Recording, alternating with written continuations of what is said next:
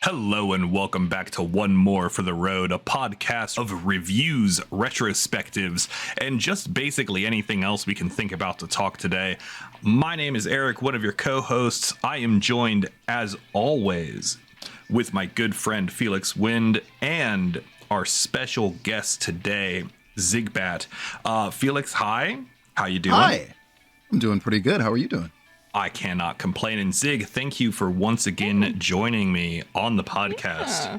Thanks for having me. I'm always happy to be back, and my first time with Felix. So Yeah. about that. Yeah.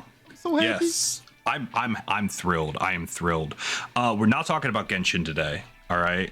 No. I know you. We kind of delayed that. But Yeah, we we're have here. we have to It's take my a break. fault. We You have can to take blame a me. break from that.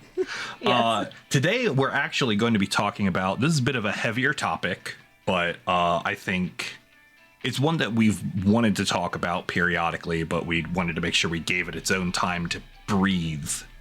We want to talk about streamer culture and like streamer relationships.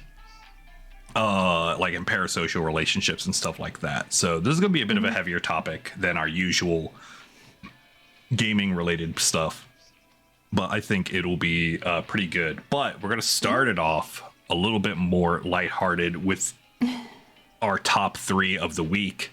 This week's top 3 video game controllers. Who wants to start? I'm feeling pretty confident about my 3. So, All right. Yeah. All right. I got you. So undefeated, probably still at the top of my list to this day, is the Xbox 360 controller.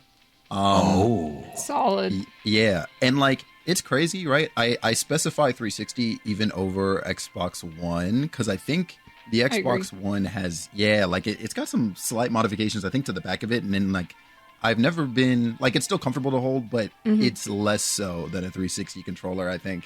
Couple that in, of course, with the fact that it was just like universally accepted on like anything, no matter what you were playing on. The Xbox 360 probably worked for it, so.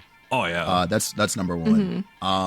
Next up for me, and this might be the sort of hot take, but I really love playing my Nintendo Switch with detached Joy-Cons, like no grip, nothing, just freehanded. Oh, yeah. That's the very Joy-Cons. valid. I like that too. Yeah, thank God. Okay. Yeah, I also like doing that. Well, it's so good if you're like in bed, right? And you have your Yeah. Switch docked on a TV and you just like Yeah. are just kind of laying down, your arms are doing whatever they want. You're not in gamer position, right? Exactly. Hands Yes. together, elbows all wonky. No, you're just like relaxed and you're just doing stuff, man. It's Yeah. great. Exactly. Like you couple that with like, I guess, knowledge of like what each of your buttons do and where they are, of course, because obviously for newer gamers, you probably are still looking down at the controller to be like, what button is this again? Yeah. But once you know the Especially on controller, I Nintendo. feel like it's a very rewarding method of playing. When you're an elder gamer like we are and have been holding a controller for something like 30 years now, Yo, you said Yeah. older gamer, and I felt every bone in my body just creak. There's no way. Right? Right? I'm standing while I do this podcast. Otherwise, I my love back that. would just destroy me. Oh, I love that. I got to get a standing desk. Oh, it's so good. And third for me would be the PS4 controller. In the days where I lacked the 360 controller, I found ways to make the PS4 one work, and I got comfortable with it pretty fast, despite it being a smaller controller comparatively to at least the 360. I really like the PS4 controller. Something they made semi-recently, and when I say semi-recently, I mean like in the beginning of 2020, was they made like this little attachment that plugs into it, and it gives it 2 back pedals. Oh that yeah, are Oh, programmable. yeah. Yeah, that's Yes. right. They did do that. And I love those to death. I They're love back amazing. paddles in general. Like, put them on a controller. It's going to help me so much. Oh yeah. yeah. Well, I this is not a well-known fact. I talk about it periodically. But I have nerve damage in my left hand, and so I like using a controller. Like it's hard for me to operate both shoulder buttons at the same time, just because my hand just doesn't like to do that with any sort of accuracy anymore. Right. So like, but like I can use basically like 3 whole fingers or whatever on the back of the controller to go pop, pop, pop, pop, for whatever button I want. And so I frequently will have like I'll probably have like the bumper usually, back there. Oh, that makes sense. Okay. Yeah. Or like awesome. a face button. And then on the other side, I'll have like a face button that I always have to hold down. So like a run button or something like that. That's valid. Yeah. Yeah. I don't know. It's just accessibility options are nice. That's so nice. Yeah. Yeah, but that's like a whole other podcast talking Yeah, about accessibility and difficulty Yeah. in video games. My Yeah. God. We're gonna get burned at the stake for that one. Maybe I'll let you two handle that one. Yeah. I'm busy that day. But yeah, those are really good. Mine, I don't think mine are controversial. My this is in no particular order. The Duke, the original Xbox controller. Oh, yeah. It was so big and It's hefty, massive. Yeah. and like it felt like a controller. You know, Yeah. like you were gaming with a capital G when you held that thing. Oh, Like yeah. that's when you were learning Halo, Halo 1, Halo 2. Like all of that was on that controller. Yeah. I Like the 360 I controller is good though. It is. Yeah. You go ahead. I'm sorry. I remember interrupted. getting my hands on the Duke for the first time and playing Halo, and like I was mind blown by like the black and white buttons, because the white one like turned on the flashlight and whatever, and I was like, oh my God, an extra button just for the flashlight. Like for some reason in my mind at the time, it was like the craziest thing to me. Oh my It's God. a dedicated Yeah. flashlight button. That was that. I remember that. That was wild. Mm-hmm. I would say after that though, the Wii U Pro controller. Oh. Specifically the Wii U Pro controller. Now, I have recently switched from doing PC games on the Switch Pro controller to the Wii U Pro controller, and like I kind of forgot how good that controller is. Like, here's a case in point. I switched over to this when I started speed running any percent for Cold Steel. Mm-hmm. I have not charged it since. That's Oh cool. my God. Like, this thing has been like, this is like 4 weeks of like 20 hours a week. gosh. And it's connected wirelessly. Yeah.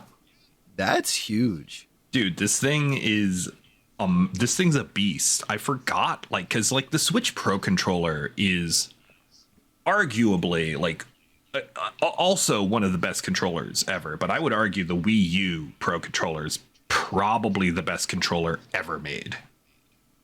I can agree.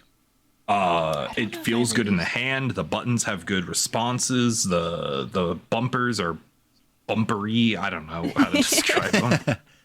It feels good, and and it lasts forever. Yeah. Yeah. Like I actually think it lasts longer than the Switch Pro controller. And Oh, that definitely. does also have like a pretty solid battery life. That's crazy. That thing, I usually had to charge that thing once every 2 to 3 weeks. Right. Yeah. And this thing's on week 4, and I'm just gonna let it die like on stream one day. I'm just like I'm just waiting. It's just it's been so long. Just keeps holding on. Yeah, and this thing's been sitting on a shelf too. Like before I did that, like this thing's just was sitting on a shelf, like collecting dust for probably like 3 years. And then I just dusted it off and then plugged it in. It got a full charge, and it's just been going ever since. It's a workhorse. You might have found the secret to immortality. I might Yeah. have. I might have. My third though, and I haven't had as much time to think about this, but I'm going I'm gonna say the N64 controller, and that's my Ooh, actual Solid. controversial take. that Because is wild. and like now normally you'd think like, oh, if he's going back into the Nintendo catalog, the GameCube controller is the obvious like gold standard, right? But the N64 controller was just so weird, and I loved it. Yeah, yeah, Like it was objectively terrible for some of the games that was trying to be put onto that system. absolutely. Yeah. Like GoldenEye, which by the way, I still have not destroyed you in GoldenEye. We got to get on that. But like GoldenEye, like a first person shooter on the N64 controller is literally impossible. It is a controller. It is. I feel like I've lost both of your confidence in me at all. I haven't no. I haven't used one in ages, so I was very young, so the nostalgia hasn't, you know. I got to hold one recently because they had they had one in a GameStop, and I'm like, oh man, and then I picked it up, and I'm like, my brain was like warped back to playing Banjo-Kazooie. You finding time machines too? Hold Dude, on. Time my machines, God. immortality. Today, it like turns out Nintendo made very powerful machines for the controllers. I loved the N64. It was the first home console I owned. And I think by the time like it was time to move on to the GameCube, like I had amassed like most of the library for the system. Honestly, like I loved it. Oh my god, My that's only- a lot of games. Oh. Yeah, like I want to say I was maybe missing like 10 to 15 games for it before I Oh my had God. everything in the life. Like, yeah, like I had a collection, dude. But my only gripe about the controller is that like a third of it is often not used, being Oh, yeah. the D-pad, right? So I'm like, Yeah. dang, like, but it looks cool. I can't lie, and I loved the colors for it too. There were so many like if you had certain colored N64s or controllers more specifically, like you were probably one of the coolest kids at school. Okay, Oh my Need to god, bring right? that back, like different colored. Just I mean, Like they do neon, it, but yeah. it's not the same. yeah, no, it's like what, like 2 to 3 maybe, and then they're like super solid colors and just and God forbid you want to like customize it later or anything, then it costs you an Yeah. extra arm and a leg, and yeah.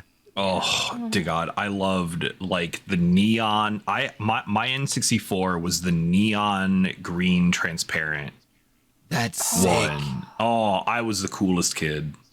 See, I didn't have a very deep library, but I was very lucky, and I had basically every Nintendo console.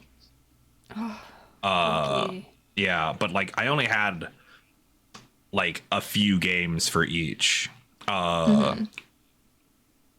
So that's actually super fair. Zig, what are your top 3 controllers? Well, okay. So I guess no particular order, but I guess I can kind of try to put them in order. My first one's kind of very specific. It's the controller I'm currently using for my Xbox, and I had used it with my Xbox One, and now I'm using it with the new one. And it's like a Power A. It's like the brand, and it has like it's like basically your knockoff Pro controller, but it has like the back paddles and everything. Okay. I had Pro controllers, and they both, I think I've had like 2 of them, and they both given me trouble. And then I bought this one. It's wired, which kind of sucks, but it also increases responsiveness, and I don't have to worry about batteries because like the Pro controllers had batteries. You had to put batteries in them. Like And it had, actual like, the factual battery batteries? like actual factual batteries, and it comes with like a battery pack that you can like put in, but like that doesn't last very long, and charging it's kind of a pain. So I just didn't have good experiences with the Xbox Pro controllers. So this like Power A off-brand one that I paid like $80 for is like incredible. I really like it. And it really helps with Overwatch because I'm a Mercy main. So like trying to hover on a controller while you're also trying to move is a struggle unless you have those back paddles. Yeah. I really like that controller. Then the PS5 controller. I really like it. It has a real good heft to it, and it just feels really comfortable in your hands. Like it took everything good about the PS4 and like enhanced on it. You know. I'm sorry. Are you telling me that you're one of like the 3 people on Earth that owns a PS5 or just a controller? PS5. Oh hi, I'm one of the other 3 or one of the other of the 3. Oh, excellent. It's just me. I'm the one who doesn't. All right, cool. I'm just gonna leave. All right, all right. We'll see you later. Hold on. But yeah, I think it is it's a really good, really comfortable controller. I don't play my PS5 all that much. I was like, oh man, I can play Genshin on it, and it's not gonna make my PlayStation sound like it's gonna explode because my PS4 always sounded like it was just gonna combust. But my PlayStations don't like my Wi-Fi, so that didn't end up working out very well. Oh, that's a topic for another day. Good old wireless connections. Oh boy, just add it to the pile. And the last one actually, the Wiimote. Okay. I not for like your traditional gaming, but you didn't play the Wii to play like your Apex Legends and Call of Duty, and I know they had Call of Duty on the Wii. They did have Call of Duty on the Wii. But like the Wii Sports and stuff, and I think this might be my nostalgia talking, but man, when the Wii first came out, oh yeah, and like you could have like a controller that you moved, and like it could actually do things on the screen that like you didn't have that properly worked. I remember getting my Wii, like my friend actually saw one at Walmart and he like camped outside the game like section and he called me. Yeah, he was like he's like, hey Zig, come down and get it. So I came and got it, and I've always enjoyed just swinging around and playing with it. So it was a fun controller. I don't know if it was necessarily great, but it was very fun. So. I mean, honestly, without the Wiimote, there is no Joy-Con. So right? Yeah, the Wiimote walked so the Joy-Con could run. Yeah, the Joy-Cons almost made the list. Like it was tough to choose there at the end because I really like you said, like just sitting in bed just with them one in each hand and not having to. Now, I remember with Wiimotes, I got a lot of like the collector's edition Wiimotes. Like I had the Mario and Luigi ones and the Zelda one. Yeah. See, it goes back to like what we were talking about, like, oh man, I wish they had collectors and stuff. Like the Wiimote did that. Like you could get I had different colors. I had like a pink one and a blue one, and like I would just grab different colored ones. I didn't have any of the special edition ones, but I liked picking up the different colored ones, you know. That's crazy to me. It's funny. I have a lot of love and respect for the Wii, but I gotta be honest, like the Wii, by the time like maybe like midway through its lifespan came around, like it became just the Smash Bros. And then like GameCube games machine for me. That's honestly fair. Yeah, like, it was the Wii Sports machine for me. Like I really do wish like I did more with it, because for those who know me, like I'm a big Mario Kart guy, for example, and like that is the one Mario Kart title that I have the least experience with, even though it was like such a like it was a good Mario Kart, and several other games are on there too. Yeah, go ahead. Oh, I was just say I had the wheel, like where you put the Wiimote in the wheel. Oh yeah. That sparked that memory. I forgot I had. Yep. And that's another thing we saw come with the Joy-Cons too, right? Like pretty much all of those same like Wii accessories, like they all got repurposed for the Joy-Cons, and I'm like, yeah, that's cool. Like I love that I can look at the Joy-Con and be like, this is a Wiimote. Like it's huge. I hate the wheel for the Joy-Con though, like the one that you can find everywhere, because it's really small. Yeah, it is. Like the Wiimote one was bigger because obviously the Wiimote was bigger. But the Joy-Con one is it's like 6 inches. It's not big enough to be a wheel. It's like I hate it. It's like I'm just holding it with like 3 fingers, like gonna turn, gotta go fast. Worst controller, just one least favorite controller. Oh, the N60. No, I'm just kidding. No, super no, dude, 100%. That's a valid point. Nah, it definitely is not. PlayStation 1. Oh my god, I hated the PlayStation 1 controller. Hold on, that might just be the answer. Oh god, that thing was miserable. Yeah, the PlayStation was my first console. So I have a lot of hated memories of that controller until it came out with like the thumb pads. But man, that OG one, oh. Mm-hmm. Oy. I'm gonna have to go with the actual factual NES controller, and it's not its fault. That's fair. It's not its fault that it was the very first like Nintendo controller, and it was sharp and pokey and made my thumbs hurt. Yeah. I hated it. The buttons did have a good click to them, but holding one of those is hateful. No. Yeah. No, I agree 100%. I have like a funny one and then a genuine one that I remember. So the funny one is the Kinect, all right? Because my gosh. All right, that's fair. That was terrible. Okay. Oh, that brought up another core memory. Okay. Oh man, but the actual like I don't remember having a good time with it. Funny enough, was the Dreamcast controller. I thought it was super cool. fair. Yeah, like I thought it was cool. Like it had the little screen on it, and I loved that you could interact with your games. Like I guess outside of the TV screen, right on that little like on that screen and stuff. Yeah. But to hold that thing and play with all the buttons. I don't know. I do not remember having a great time with it. I think I've used a Dreamcast controller a total of 1 time to play Power Stone. Nice. And I hated it. I was at a friend's house and I'm like, wow, this feels miserable. And I don't know why, because I was like 12 or something. And I just had no idea. I had no way of like articulating why I was having a bad time. Yeah. But yeah, there you go. All right. That was a good discussion that has now we have to talk about the difficult stuff we were here to talk about. We put it off as long as we could. we did. So we wanted to talk about parasocial relationships with streamers. And Felix and I are obviously both streamers, and we want to talk about like a few things as well, with general streamer culture, but parasocial relationships are kind of the big thing we wanted to talk about.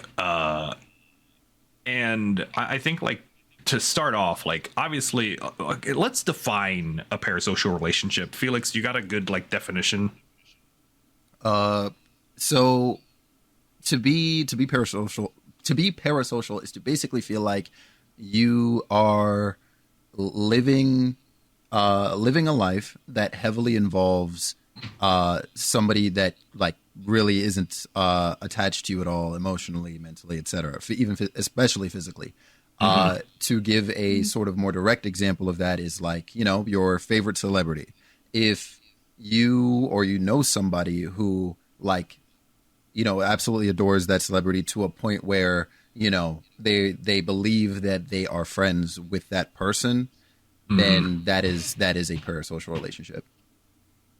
Yeah, and that makes sense. And like we're seeing this like with like how streamers have gotten a lot bigger, and you see this a lot with VTubers, especially. Yes, VTubers, you see this a ton, where like you'll have one of them will like read out their name because they gave them a super chat or something, and they're like, oh my god, she knows who I am and thanked me. Now I'm clearly like her best friend forever.com. And you mean my wife who's not real? Your waifu, but that's the other problem. In this case, your waifu is in fact real. Oh yeah, and that's the issue, because for you, let's take this as an actual factual example. Like, you know, we have like I use VTubers as an example, and you have people who like interact with them, and sometimes they'll be like throwing them like oh hey, hi, how's it going, blah blah blah, and like it feels like, you know, you're developing a relationship, but on like, you know, that person is running a show with direct interaction with an audience, and so of course like you're going to have interaction with an individual different individual people, but they might not remember, like they're for them you're a name on a list, right? Yeah. And like Yep. and that's true with like just any streamer, right? Like if you're in the chat of a streamer, you know, you're a name in a list of scrolling text, either quickly scrolling or slowly scrolling, you know. It does, like, because any streamer of any size can have this. And because you, the chatter, are able to see the streamer, and you're able to experience kind of both sides of the conversation, right? Yes. Where the streamer only has the words on the screen. Like, Yeah. here's a solid, like, well, I think I've given the example, actually. I can actually, I'm going to chime in a little bit here. Another, because seeing this as a little bit differently, being a female in this space, it reminds me a lot of like customer service, and like you are speaking to someone who's in your chat and you're trying to be a very pleasant person. And this applies, like I said, to real life customer service kind of things. You're trying to put on that, you know, I have to be nice to you. It's a little less with streamers, like you can control, but when you're interacting with us, we're talking to you in a certain manner. Yeah. And once the stream ends, you don't know how that person actually factually is off the screen or outside the store, or, you know, so it hits a little closer to home to me, because it's like, man, I'm forced to be nice to some people, and when you're away from that, like they perceive it way differently than you are on the other side of the screen. Well, I mean, especially with like how, you know, we're all, you know, Felix and I are both streamers. You're a moderator for several streamers, Zig, and so you do have like you have a perspective that we straight up don't have. Yeah. In this situation, and like, yeah, like we're. And I don't know about you, Felix, but like when I'm doing my stream, right, I consider this to be a performance, right? Yeah. And I am playing a character. Now, granted, that character is myself, right? Or at least a idealized version of myself, but it's still me, and that's still able to be a genuine character. But the you know, familiarity and stuff like that, like, you know, we're building, you know, like, how do I want to put this? This is really hard. I wish I would have thought about this more ahead of time, because I feel like I'm spinning my wheels. I feel? I know, right? Yeah, we just dragged you into this. Yes. But like, and I've been thinking about this a lot, but like, the relationship that chatters are building are frequently with a character. And again, I get to swing this back into VTubers. God, thank you, VTubers, for being so helpful. Like, you're literally building a relationship with a character. Like, right. And they're like a literal anime character. But they're being played by a real person. And that character is a lot of them. But with them, there's obviously, like with VTubers, obviously the character portion is able to take a little bit more front center stage, where they have like a personality or lore or stuff like that, and they're trying to play towards that. But a lot of times, especially with more established VTubers or longer running ones, a lot of it is just them kind of being themselves. Yeah. Actually, let's have a brief aside. Okay. I know we just got into the topic, but let's actually have a brief aside about VTubers. What's kind of like your opinions Oh. on them? Because I that's think- actually, we could talk about that in relation to, I'm sorry, because we can like bring this into this topic as well. Yeah. Right.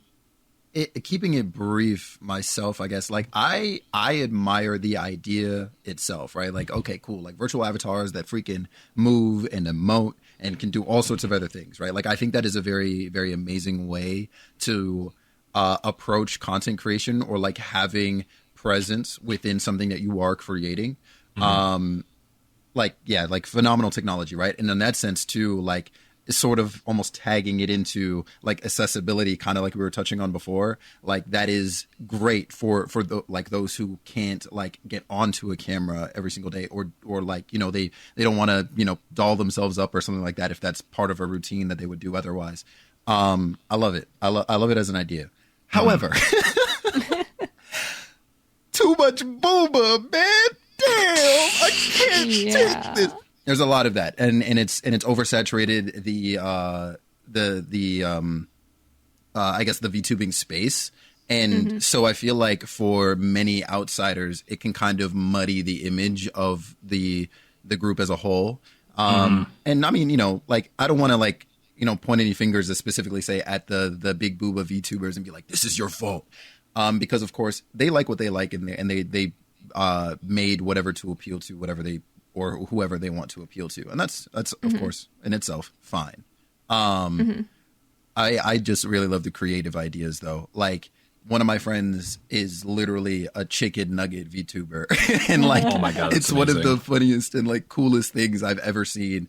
In what else have I seen? Of course we have like, you know, like the furry creatures, or like the what's it called? Like the reptiles and stuff like that. Like I love seeing things like that aren't just sort of like another take on the just anime character, whatever about the gender part of it, but like just anime character.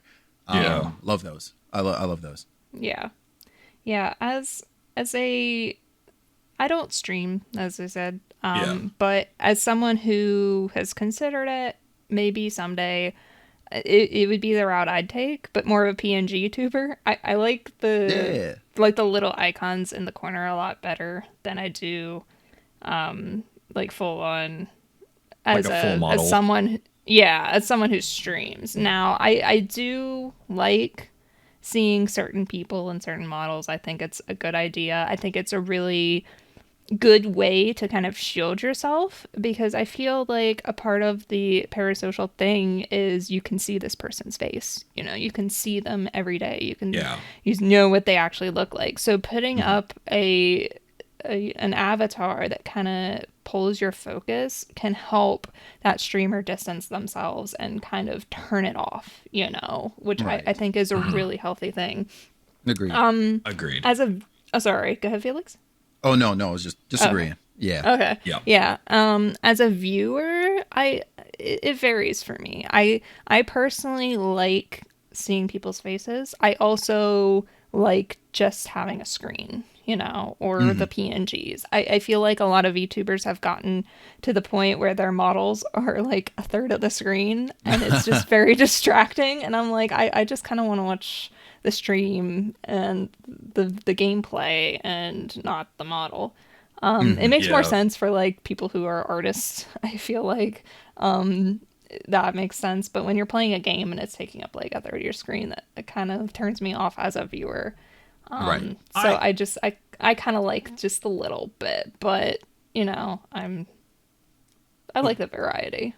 A random question for you, Zig. Do you prefer when a streamer has their camera like to the side when like the game is like separate from the camera, or do you like, does it bother you when a camera's on top of the game?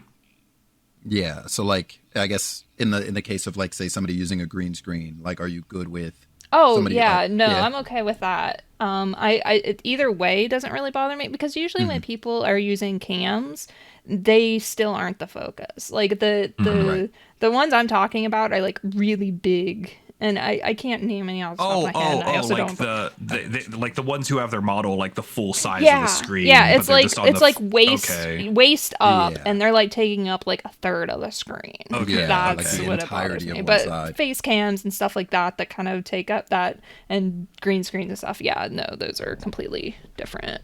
Okay, yeah, I was just curious because like I know it drives me crazy when like I have my camera covering up the game screen, so that's why I have like a lot Yeah. of negative space in my overlays. Yeah. Where No, I I've put like never had a chat problem and with any stuff. of your overlays. Like, Yeah. I think you're very it's just smart. those Yeah, and ones that are just. I love Felix's overlays as well. Like I love the fact that he can have his camera like zip around to wherever he needs it to be, and that's like if I were to do a like the camera on top of the game, that's definitely how I would do it, where I can zip the camera around so it's not covering up important stuff. Yeah. Yeah. Yeah. Oh man. It's funny because it's not new technology, but God, I felt like a genius when I thought to do that. I was like, because like I knew I wanted to at some point change what I was doing, which at the time was just sort of, oh, hi, I'm here in one dedicated corner of the screen, no background, right? Like it was just me, game, right? But like, yeah, I felt at times I could be taking up a bit too much space on the screen. I knew at some point I wanted something to maybe showcase like, socials, all the other stuff, whatever else I could possibly plug, right? Which is why I had that other one that was Kingdom Hearts inspired for a long time, and I just had like my Kofi on it. Yeah. Kingdom Dude, Hearts. That's what the swoosh that's was. Oh yes, my god, that's what that bar was. It was That's also why like because I felt like it wasn't clear enough just to have the bar by itself. That's why I stuck the star fruit in the corner of it as well. I didn't to even sort of further push never- that idea. I never made that connection. Yeah, for what it's I'm worth, an it's idiot. also animated in reverse too. For what it's worth, because it was like a rush job made by a friend, and so yeah, he had the flow of the animation going the opposite direction of what I would have preferred. But I was like, screw it, I'll take this anyway. Like this is great. Fair. Yeah, but yeah, made me happy whenever anybody noticed. I was like, oh yeah, Kingdom Hearts.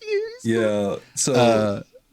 Oh, that's amazing. But yeah, Zig, the point I guess I wanted to have was, fortunately Zig brought it up, was like like the actor or actress playing the VTuber has the model kind of as that in between, so they don't run into that much of a problem with like obviously like they still have like on their socials and stuff for the character, they have that parasocialness, but like they have a layer of privacy, a layer of protection. Yes, Like I'm out here using my real first name, like, and yeah. so people are just like, oh hey Eric, how's it going? See, they don't know that's actually not my first name, but no one knows that. All right, shh, it's a secret. All right, no one tell them it's actually Frank. But the Top 3 betrayals. top 3 animebetrayals.com.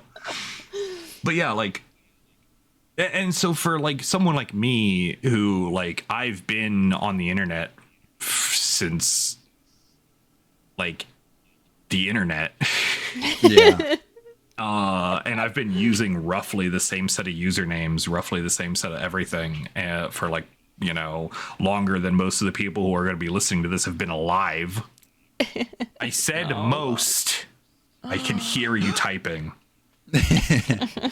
and like, it's hard for me because like I like even as a small streamer like myself, like I'm gonna go with medium, not small, but I'll grant myself that much. But like I've run into my share of this, and like for me it's not like anything dangerous, but like for women or female presenting creators, like that could be a real problem. Fast in that. Yeah, that can get to be like there's a massive safety issue. I think it could be just as problematic, if not more, for smaller streamers because you get a lot more of that interaction. To You be don't get the honest, yeah. crazies because I feel like that there's like so in a few thousand viewer chat, you're more likely to run into the crazies that are just really crazy that mix into that danger zone.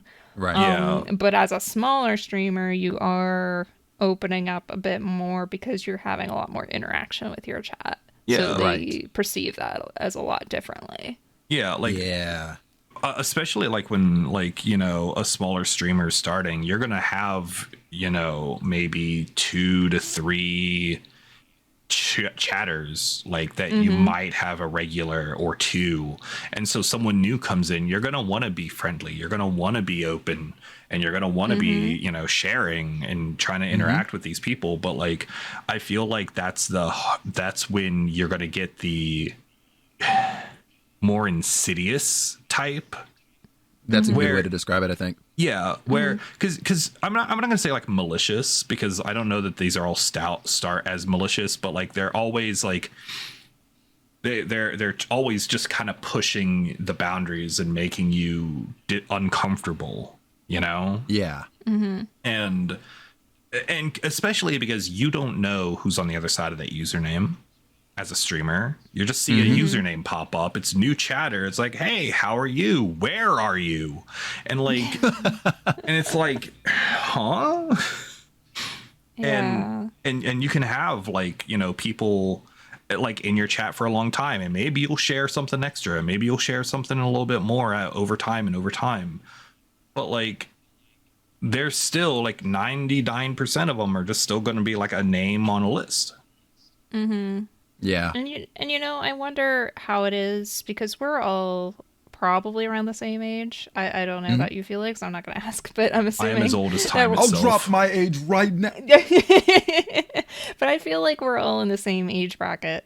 Yeah. I wonder how it is with younger streamers, and younger viewers who this has been their whole life, Yeah. Everything has been chronically online. Like, I grew up in a very rural area and I had a lot of experience. I grew up on a farm, actually.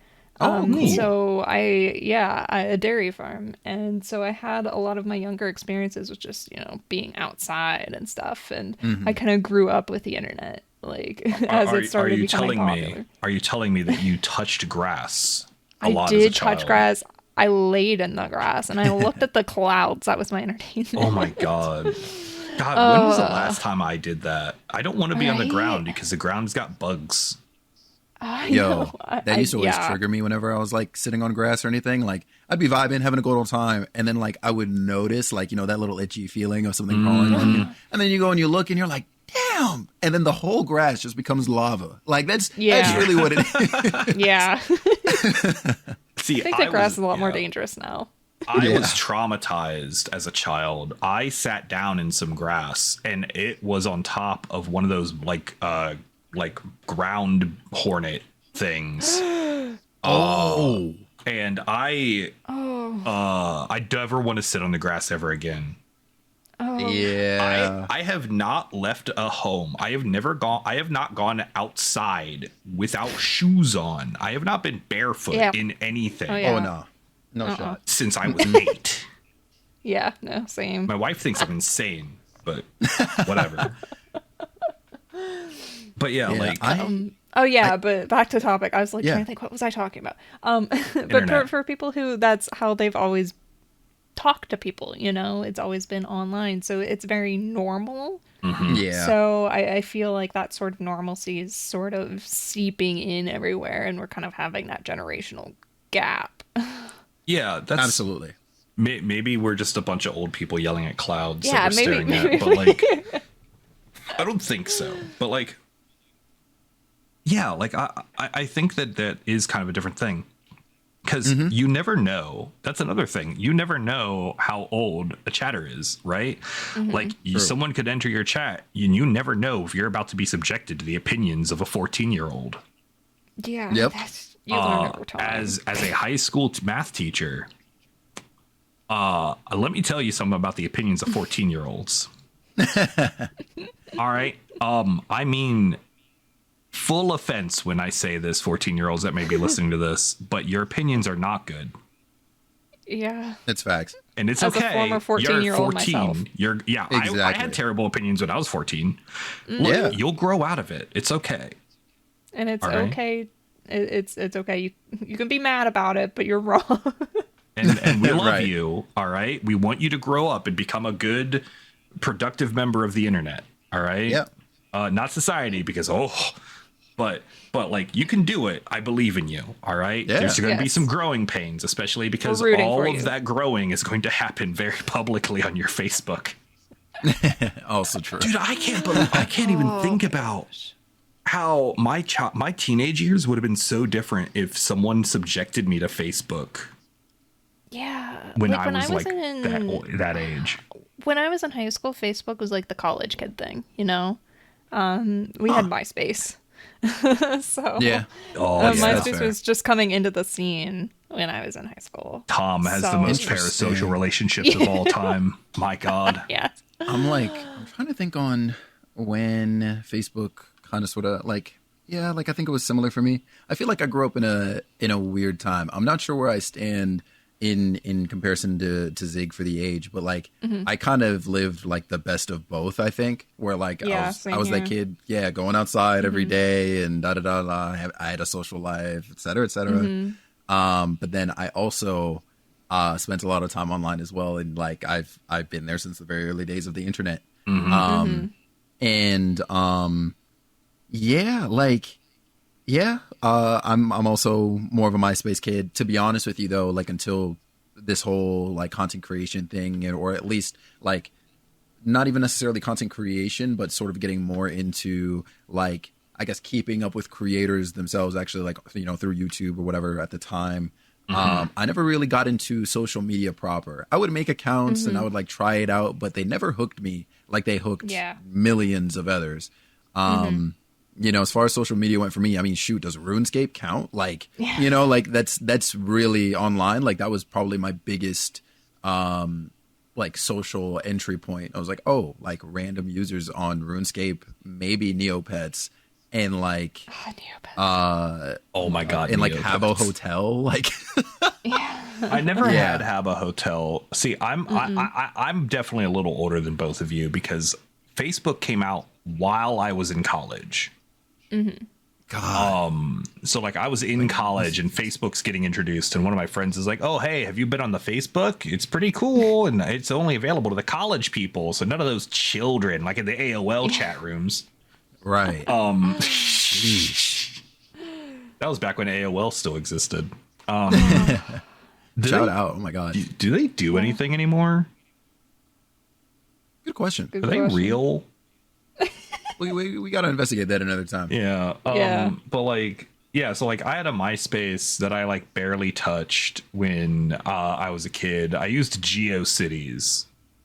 I had a blog on GeoCities that no one ever Oh my read. god. Yo, shout out GeoCities and Angel Fire.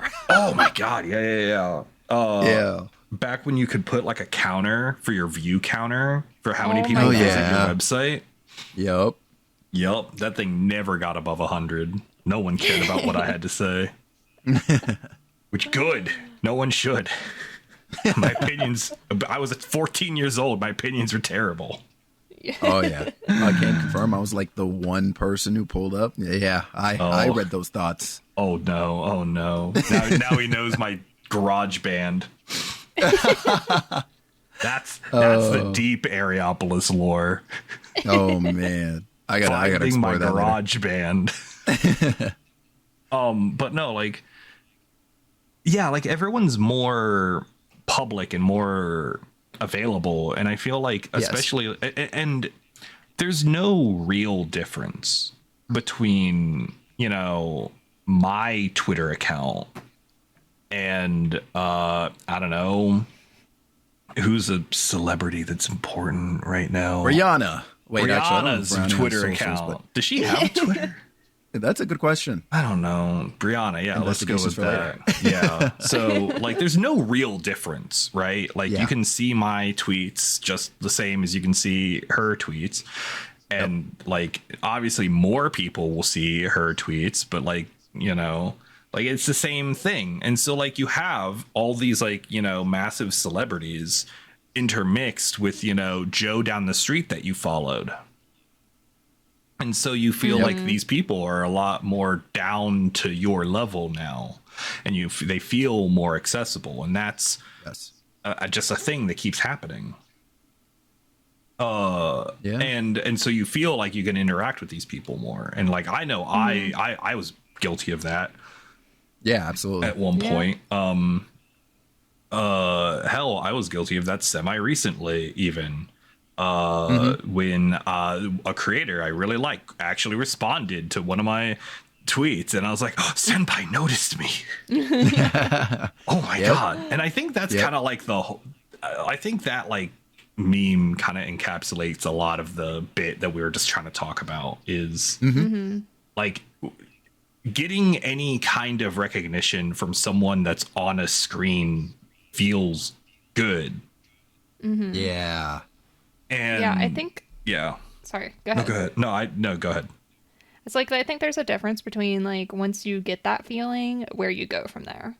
Yeah. You know? Like you used to like, oh, Senpai knows me. But then you stopped there. There wasn't they notice I exist and therefore I am a part of their social circle now or whatever. Yeah, it's like, I did not have we're friends. I got maybe I can interact with them more for 5 seconds. And I'm like, wait, no, that's stupid. Yeah, right. Like I love this topic so much, like this particular segment of it, because like immediately my brain was like, oh yeah, like people do really respond to, I guess, getting that attention or that feedback like differently. And I wonder why that is. And like, I'm telling you right now, if I continued to pursue school, I would probably be like a psych major, because I just love, I guess, exploring theories and like reasons as to why it is we have like varying behaviors for certain things. I obviously don't want to like take any stabs in the dark and like, you know, sort of like generalize groups of people, right, by saying like some of the things that come to my mind when I think of this topic. But yeah, like it is very, very interesting to see. And it's unfortunate in a way, like, because you can't, or it's very difficult, I feel, to set those boundaries for like different people, right? Because you never know who it is that is interacting with you, right? Like it's, again, it's just another name on a bunch of lists in a chat room, like yeah.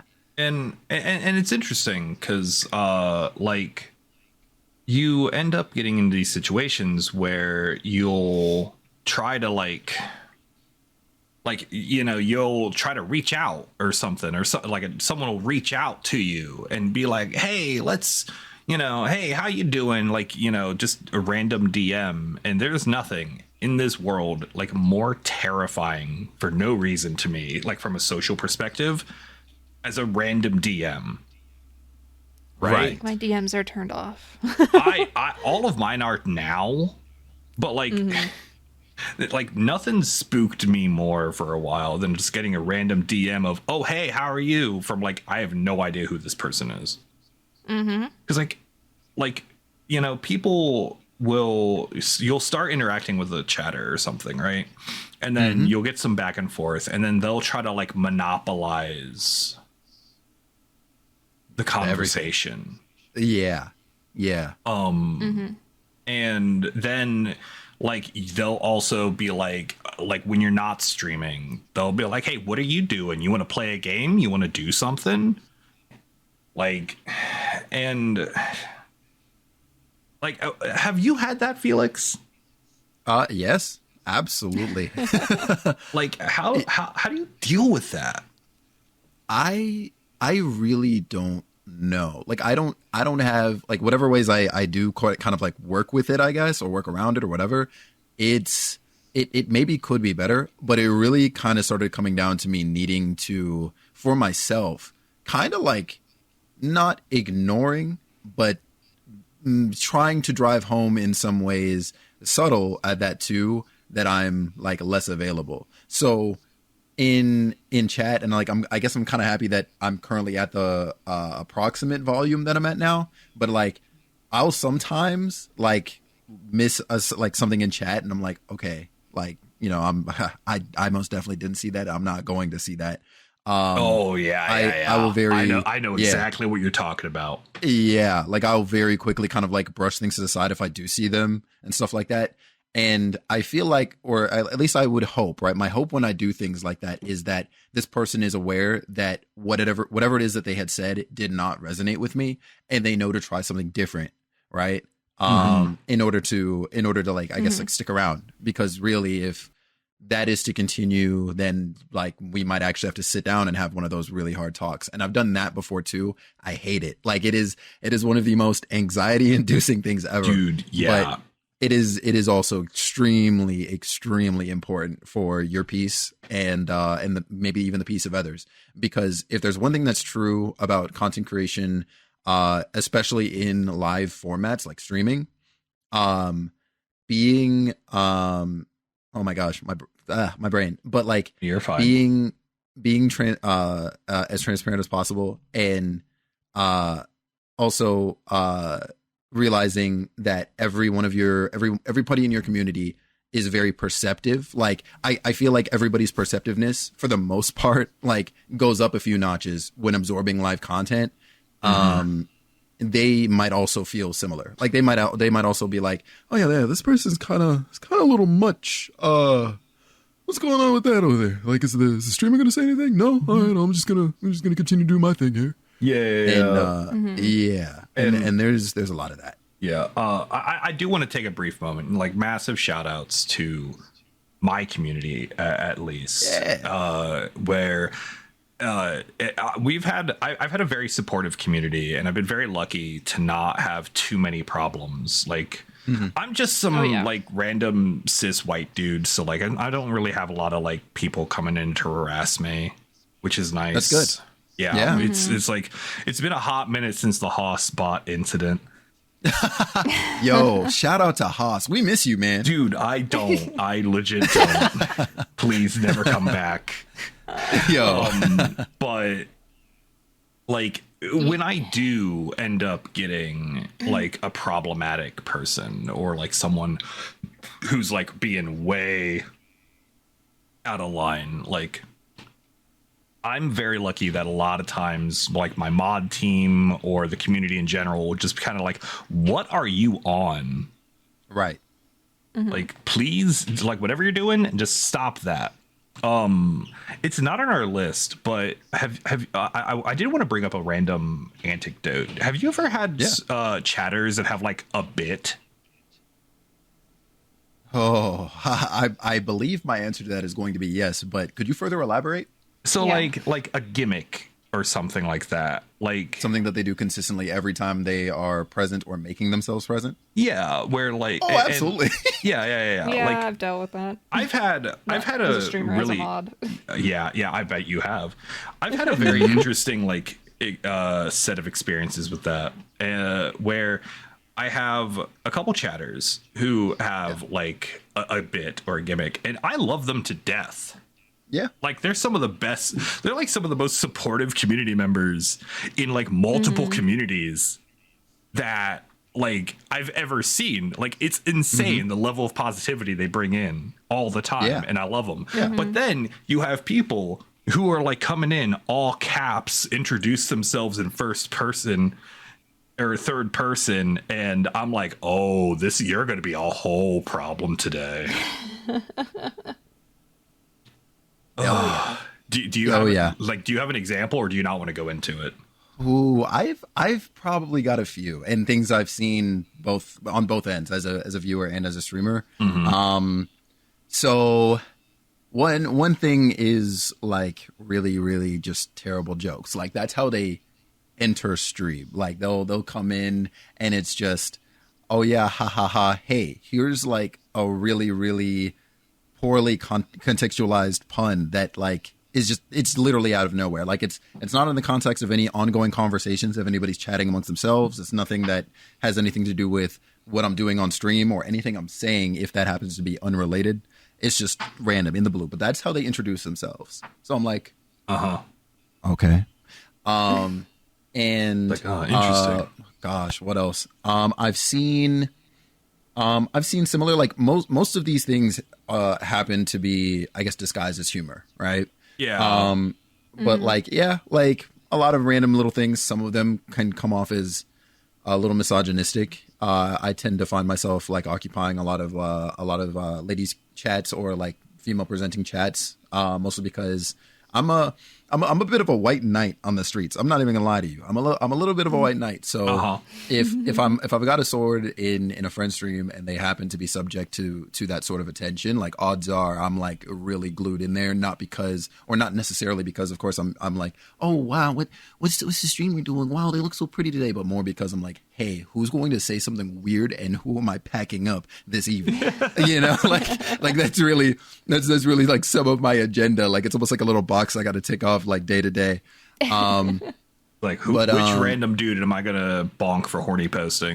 Like no, really though, and like I've had to do that unfortunately with like even some people I know from other communities before because they'd be one way in one space and then different in another, and I'm like, well, you know, by the laws that be, which are the chat rules, I'm gonna have to get rid of you, man. Like there's no way.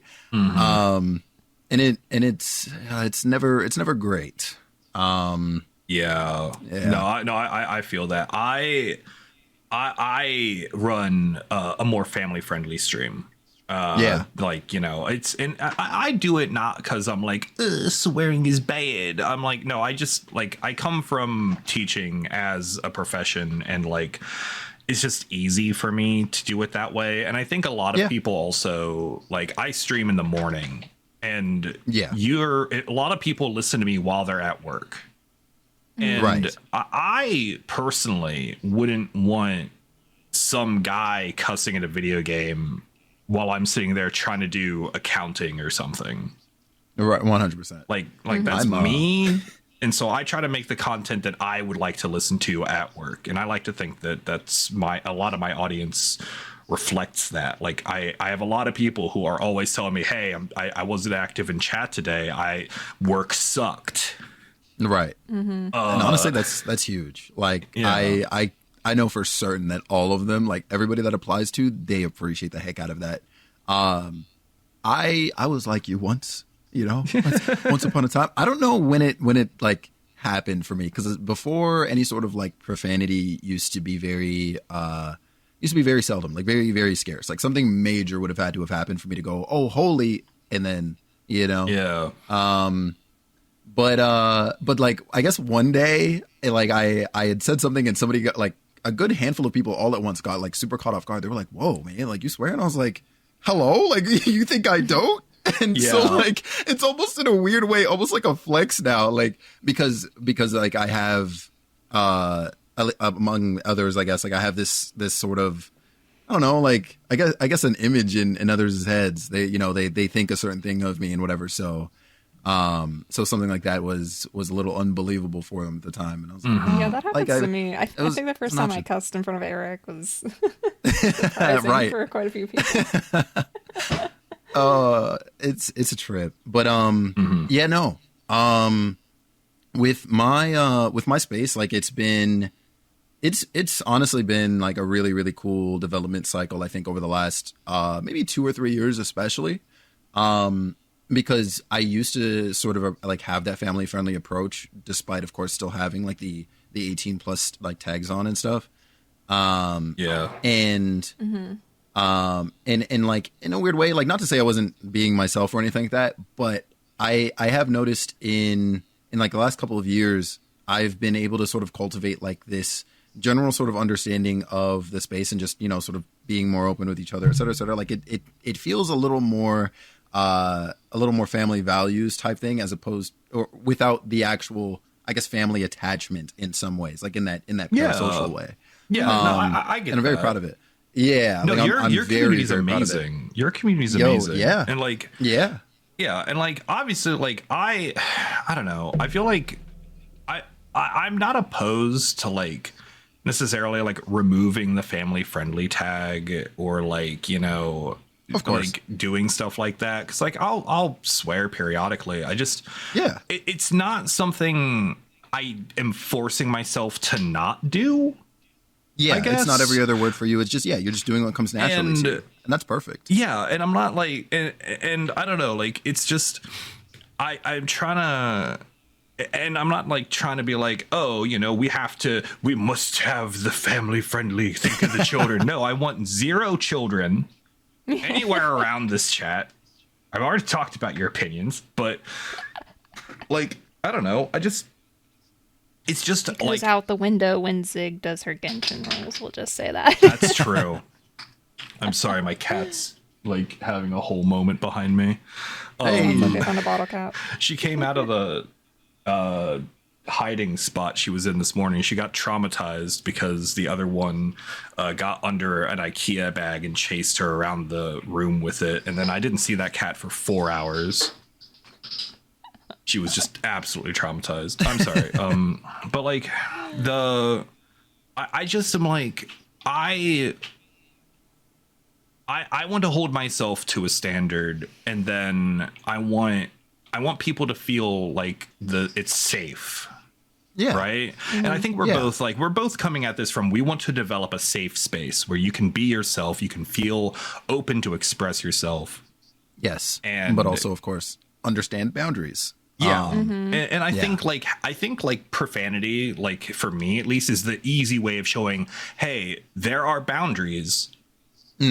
Please respect them, especially because I come from streaming gacha games specifically. Like I started doing like Fate Grand Order, and those communities are not great about that. In general, like there's a lot of like being very horny on main.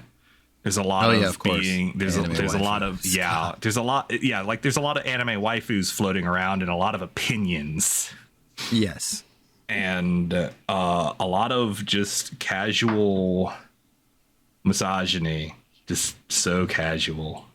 Ooh. So common. Ooh. And lots of just not good. Just a lot of things I just don't want to get into right now. That can be a whole other discussion with various prejudices, and that's just not a thing, not a place I wanted to taking this. But like I wanted to cultivate in that, like, so I was like, okay, I need to make sure, like, if I'm gonna make a community in this space, I need to make this a place I want to be. Yes. And like, since I've moved away from that, I've found it's easier to have that, like, without necessarily having to worry so much about, you know, like, I don't have to have the profanity as a hard line. I can have it, you know, but like the community itself is generally kinder now. Yeah. And I think I'm finally getting to the point where I'm very happy with where my community is. Yes. Where it's not like just a bunch of people sitting here watching me beat my head against, you know, a gacha game. It's people who are getting together and we're all enjoying this media. Yeah.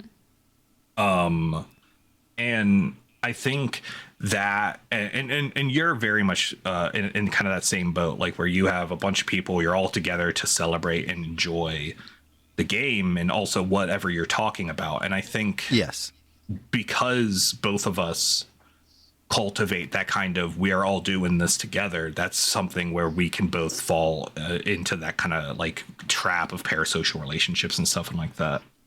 Right. It's funny, like the more I think about it, the more I'm like, I realize now, and I definitely thought on it before, but more so now, like my community before was, in some ways, I would probably describe them as extremely parasocial. Like my biggest hurdle in growing my community to be the way it is now, they were very focused on me. Like you wouldn't see, like, you know, you wouldn't see the Joes talking with the Kims, you know, like you wouldn't see that. It would be like everybody's talking at me all at once. And like there is in some cases like a bit of a semblance of that too, but now like fortunately we're starting to see other people in there, like, you know, they'll interact with each other, right? There's some of them even like, I you know, love hang when out that in their own happens. little like circles and, Yeah. and stuff. Yeah, me too. I love seeing the community like call each other out on, like, you know, some of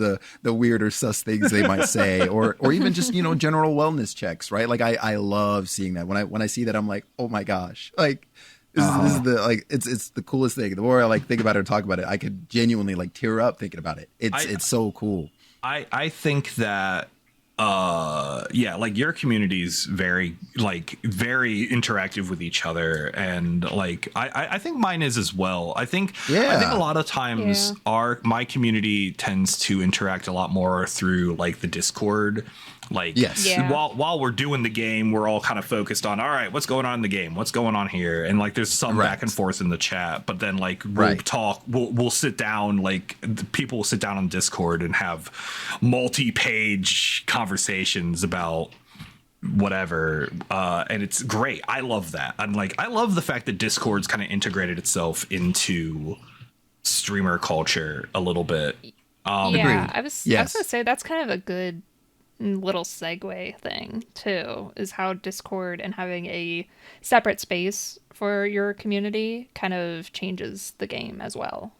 Oh yeah, Yes. that's actually really good. We don't even have that. See, this is why we brought you in, because you're smart. Yeah. Yes. Thank you. Smarter than both of us. Oh, I don't know. No, about that's that, actually a but- really good point, because like that kind of gives them another avenue, like to develop more of a parasocial relationship, because Yes. I'm always on Discord. Me Like too. I have Same. I have my Discord notifications like full on my server. So like if I see, like if someone's talking on Discord, I know. Oh, you're brave for that decision. I'm not gonna lie. Yeah, he's Like I even have mine muted. Of course I have mine like, you know, with the pings, but like no, Yeah. I've even muted mine too. Like I'll look Well, over to the yours is side and be also like, way oh, busier. yeah, To that's- be that's honest, fair. your community is like 4 times bigger than mine. that is Yeah. fair. That But is like, fair. I also like one thing that I do, and I'm very happy that I made this decision, is at 10 o'clock, or is it 9 o'clock? At some point in the evening, my phone no longer receives notifications. Right. Like, I do not get any notifications on this phone. It doesn't matter. There's like 2 people on Earth who can call me, and I will get that call. But other than Right. that, this phone is silent, and it love won't even that. show me. It won't even show me pop-ups. I love Like, that. And it is like that a good until idea. my alarm goes off in the morning. Ooh, nice. And so even if I'm like on my phone, like in bed watching a YouTube, and something happens on Discord, I won't know. That's good. My very good. my Yeah, mother-in-law that's good. hates that I do that, because she's like, "What if there's an emergency?" I'm like, "I don't know. Call my wife." You got her number? She's turned them off too. I'm like, well, it's not an emergency till 6 in the morning. Then how is it? That's GG's. Yeah. But like, I don't know. It's been, I've had it that way for a couple years now, and let me tell you what, not getting any notifications like at all after a certain point in the day is so clean. It's cleansing for your Yeah. mental health. That's exactly what I was about to describe it as. Yeah. Yeah, but like, yeah, so like Discord's like another way, like you can always get like their attention. Like I'll get pings all the time of like people like wanting my specific opinion, and I'm like, I don't know, man. Like I'm not going to respond to this immediately. I don't know. Yeah. It's so Yeah. weird. Yeah, in a former community I modded, it was very much like that. And I had to beat into them that if you ping Zig, you're facing down death's door. Oh my god. Like, unless it's in an emergency, you don't ping me. And I finally hammered it into their heads. After a couple months, they learned that Zig was the one mod you didn't direct ping, and then if you did, you better hope that it was important, because like I have like all my pings turned off, and like I get Yeah. notifications from certain discords, and like I'm just kind of always present. Like I mute stuff, but I'm poking my head in every so Right. often. Yeah. But yeah, I shut everybody else down. Yeah, That's my fair. my general like rule of thumb is like, unless I'm active, I guess, in your community, odds are I have your Discord server completely muted, and the only way to really get my attention is to, I guess, maybe ping the role directly if like, roles are involved in your server, or like ping me directly. And that's the only way like I'm going to like be like, oh, there is a notification. And I guess DMs too, but even of course like those are limited now. Yeah. I used to have like all of that like open before, and some people got like extremely comfortable, and I was like, dang, like what can I do about this? Yeah. Yeah. Yeah, I even as discovered just a privacy mod, settings. people got a little too comfortable just DMing me, so I just like Yeah. shut it all down. Yeah, Oh, and like yeah. it's crazy, right? Because some people will message you, and you've maybe interacted with this person once, Yeah. right? Oh my God. Yeah. Once. And they'll give you like an entire life story. Like, hey, this is happening in my life and it is crazy. And you're just there like, whoa, that is a lot. What do I do with this information? Yeah. And it's Yeah. and it's scary. In some ways scary, and in some ways intrusive. It's like in a way you kind of like want to be offended because somebody like sent this your way, but at the same time it's like, whoa, like it's almost a challenge not to sort of, in some ways, at least mentally, take on that responsibility to be like a respondent or a lifeline to somebody. Yeah. So like this is something called like trauma dumping traditionally, and like Yes. yeah, like where someone will like come into a chat, or like they'll come into some streamer that they've watched DMs and be like, this is happening and my life is miserable and this is awful, and it's like, all right, dude, I don't know you.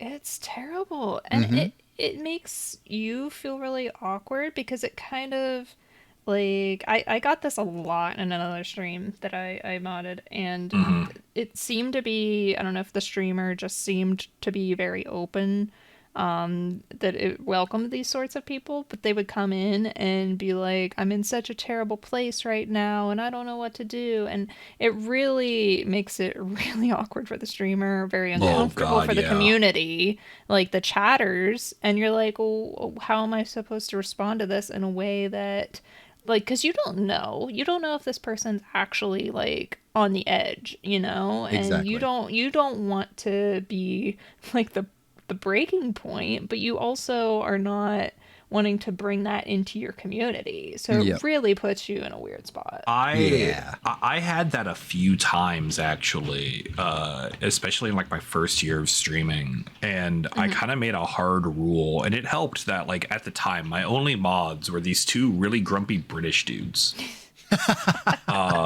Shout outs to my mod team, by the way. You're all amazing. We are. All right, Yeah, Zig, I I'm just worked- wait, what? side-eyeing you. I'm side-eyeing you just a little bit. All right, you're You on. said it, You're not on me. you're on the introductory phase still. So, but like, we kind of set a rule, and if we start seeing it, we just be like, look, I'm not your therapist. You need a therapist. Go to therapy, and if they continue, we just ban them That's fair. with the ban message: "Go to therapy."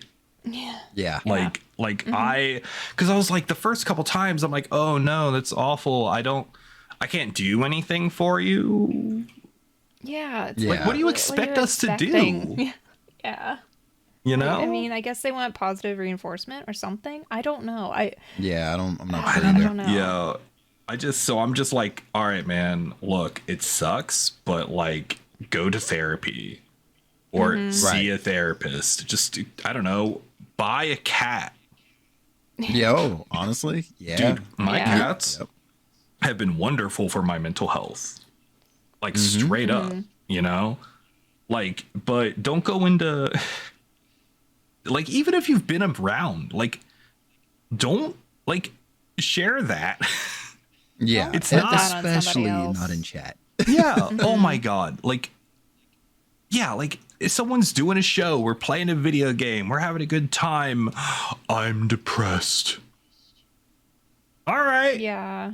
It's like, oh, Neat. hey, man, how's it going? Please and don't, like, like- oh, like, we're they not- take that as an opportunity. Yeah, Yeah. like honestly, would you do that to your friend?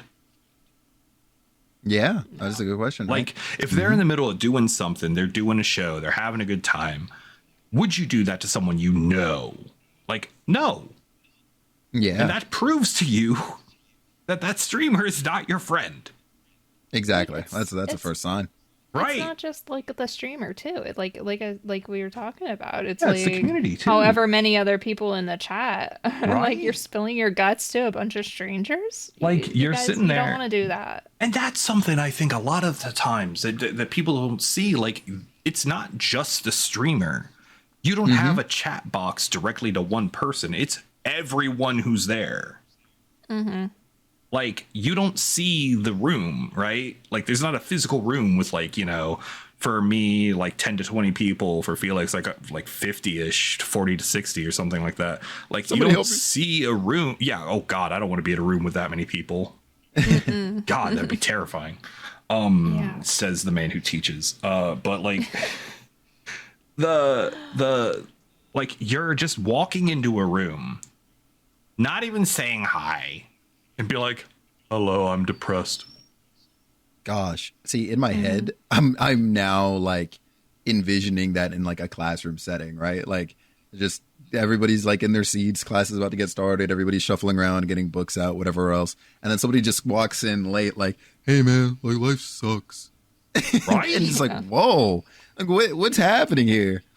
It doesn't Yeah. make any sense. Like, why Yeah, anyone I mean, would there do are that. places like you can go. There's plenty of online resources. There's plenty of community resources in your actual community that Yes. can help if you're actually having problems and you want some sort of assistance. There's hundreds of online resources, and you can find them very easily.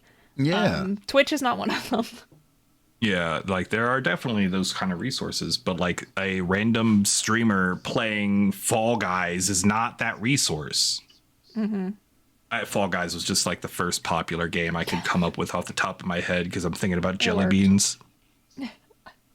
I'm not gonna ask why, but Because I 'Tis the season, I guess. I have a box of Starburst jelly beans.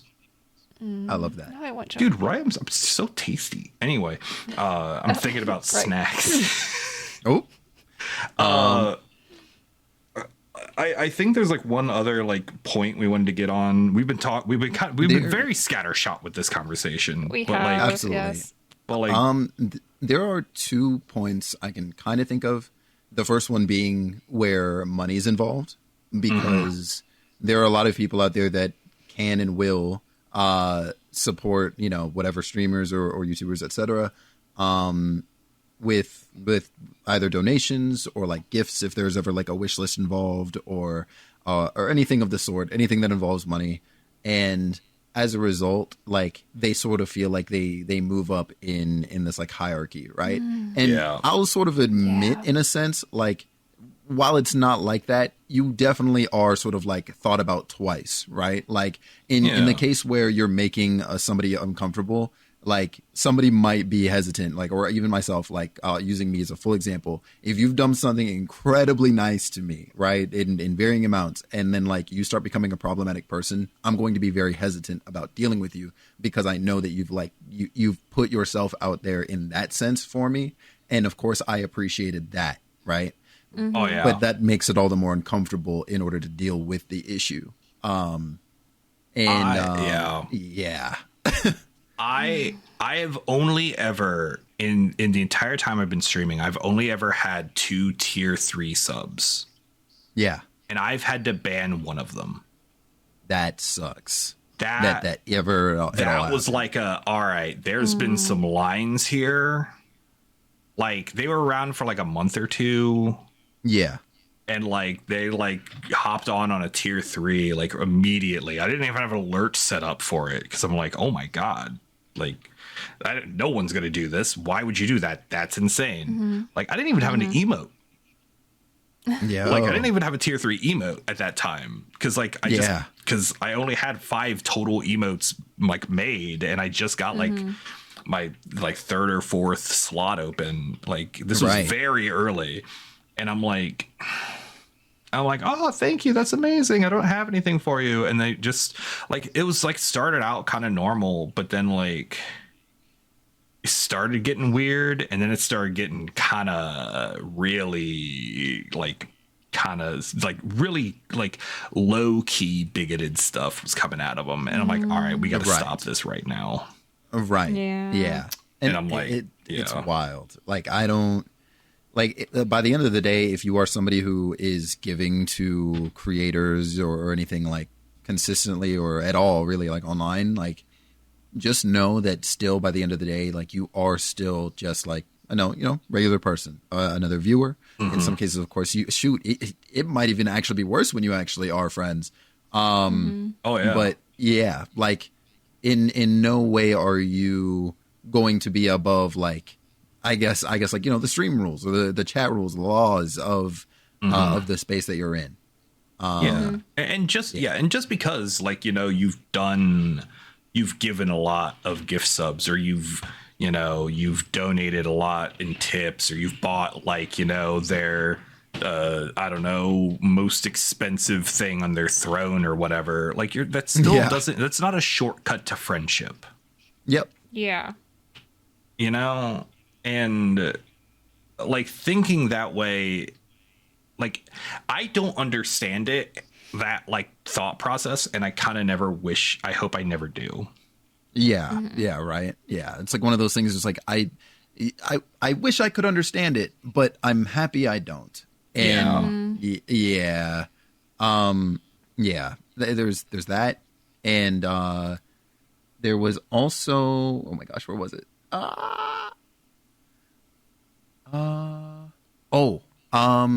guess involvement of things kind of like off of the usual channels. So I guess kind of sort of say within Discord, right? If the channel's offline and don't assume that the content creator, streamer, whatever has all the time in the world to like hang out with you. In most cases that person will let you know if and when they're available. And so to kind of impose on them, I feel like in most cases is generally pretty wrong. Again, obviously, look and see or wait and see if they invite that sort of thing themselves, where they're like, oh yeah, you know what? It would be nice to get a bunch of us together and do this sometime, and then you watch like how things move forward from there, versus it being like just a random, hey, you busy? You want to do this?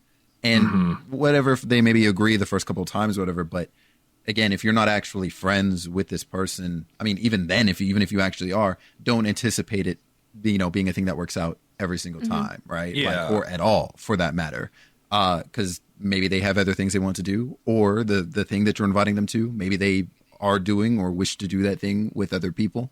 Yeah. Or like, maybe you try, like, you try it and like, all right, you're just not vibing with this. Like, I've done a ton of like different things where I'd like collab with like another streamer, or I'd do something, and like I'm like, oh, I'm really glad we're doing this, but then like we actually do it and I'm like, these vibes are not immaculate.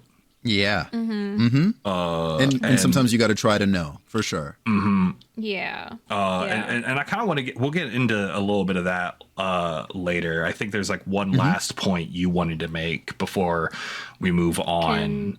Can I interject here real fast? Absolutely. Kind of, okay, as like a viewer who's participating and a former mod of this channel, in this community, in your communities, there is a small expectation that you will at least like pop in as the streamer and just say something every so often, let yourself know, like let your community know you're around.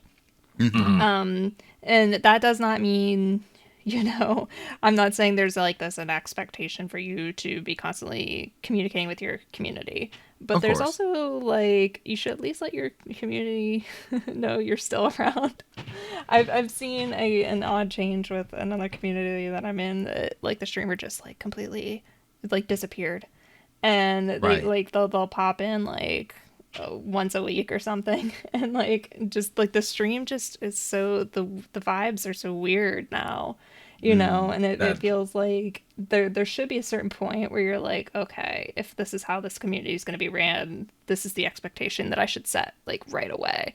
You yeah. know, you want to create that boundary and create that expectation right away, or else Right. like your community's going to be really weird. I know it's kind of an That's off thing, but I kind of no wanted to bring it up because it's like the opposite side of things, you know? Yes. Yes. where like the like content creator streamer basically like kind of halfway abandons the community. Yeah. Yeah. Yeah. Yeah. Like, and I guess like that is kind of an interesting side note, isn't it? Because It is. you like we're saying, you know, we're not available all the time, but like we should probably also say, hey, I'm kind of done, right? Yes. Or if your intentions are to take a break, like at least tell your community Yeah. that. Communicate Yeah. that. Yeah. This community kind of fell to the wayside, and I feel like, and then like the streamer claims that they're going to come back, and they keep coming back with that like once a month, like, oh, I'm preparing to come back, and then we Oh. like never see them. So it's Yeah. kind of like you at least want to, as a I'm content creator, make that clear your intentions. I'm in two communities right now. I'm in two communities where the streamer has stopped streaming, but they are still active. They still have like an active Discord, right? Yeah. Right. They're just not on Twitch anymore. And like Yeah. And the the, community is so good, and it makes me so want to, because I think we're in one of the same communities, Yeah, yeah, and yeah. it's just a very welcoming, and you really feel comfortable just still communicating with the other members of the community. Whereas like Right. this one I'm in, it just yeah, that isn't there. but that streamer made that like thing. Yes. It's like, hey, I'm not streaming anymore, but he's still sticking around. He's still interacting. Like, Yeah. he just didn't want to keep doing Twitch for, you know, because like it is a commitment. It is. It is. Like Felix and I are up here for 4 to 6 hours a day, 4 to 5 days a week. Like this is like I'm live for what is it, like 30 hours a week. Yeah. That's And a that's lot not of the only time. time you're committing to it either. Yeah. 'Cause I Yeah. see you outside of stream, and like a lot of times you're working on stream. Yeah. I mean, Yeah. hell, we're recording this, what is going to probably be a 2-hour podcast. And then I get to spend something like 2 hours editing it. Right. And then, God forbid, I actually make that stupid Drakengard video properly. Just ignore me. I'm malding over something completely irrelevant. But like, No, you're good. well, yeah, like we're like sitting here, you know, working on new overlays. You know, we're trying to network so we can maybe, you know, get some sponsorships. We're Yeah. working on talking to artists to get assets made. Yeah. To There's a- to further enrich your experience, which is kind of crazy. Oh yeah, yeah, yeah. Time and The money. amount of money I've spent on art in the last 3 years, I'm scared to find out. dude. I don't want to. I don't want to know. I haven't done my taxes yet, so I'm gonna find out what this year's was, and I know it was bad. I got a lot of emotes this year.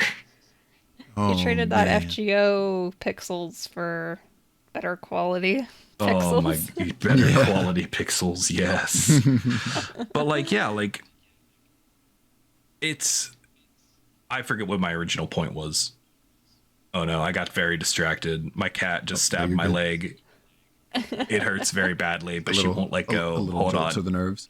Yeah. All right. What were we just talking about? I'm sorry. My cat just like destroyed the back of my knee. There's just like the difference between like maintaining an active community and like having your stream and calling it quits in terms of, Yeah. Oh, I guess in time that commitment. sense. Yes. Yes. Yeah. Okay, so I apologize. That just No, hurt you're a good. lot. Yes. But so like we're not just on, like, it's not just that time, and then obviously we're like real people. Yeah.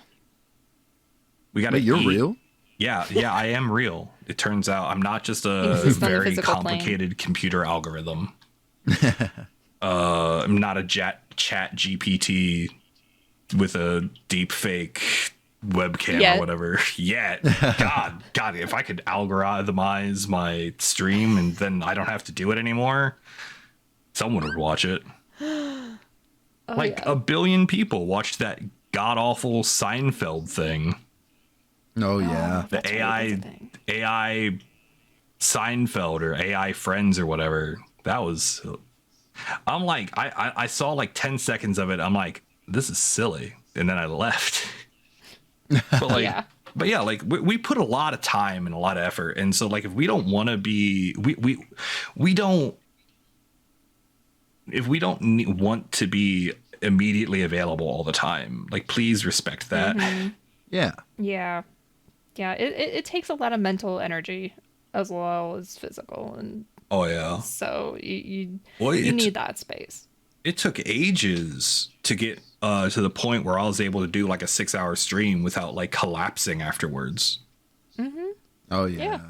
Yeah, because like I started at like 2 hours and then I slowly built up, and like after I started doing my first couple 6-hour streams, I would like sleep the afternoon away. And like, because I was just sense. I shut down. Like I was like, all right, it's time for naps. I've done my show. Yep. And I take a pretty sizable break Yeah. in the middle of my streams. I take like a 15-minute break. Yeah. 10 to 15. Like I go, like I leave, I fill my water up. I make myself a lunch. I, go take care of myself. I pet my cat a couple times. And that's helped immensely. Because streamers got to take care of themselves, but that's like a completely different point.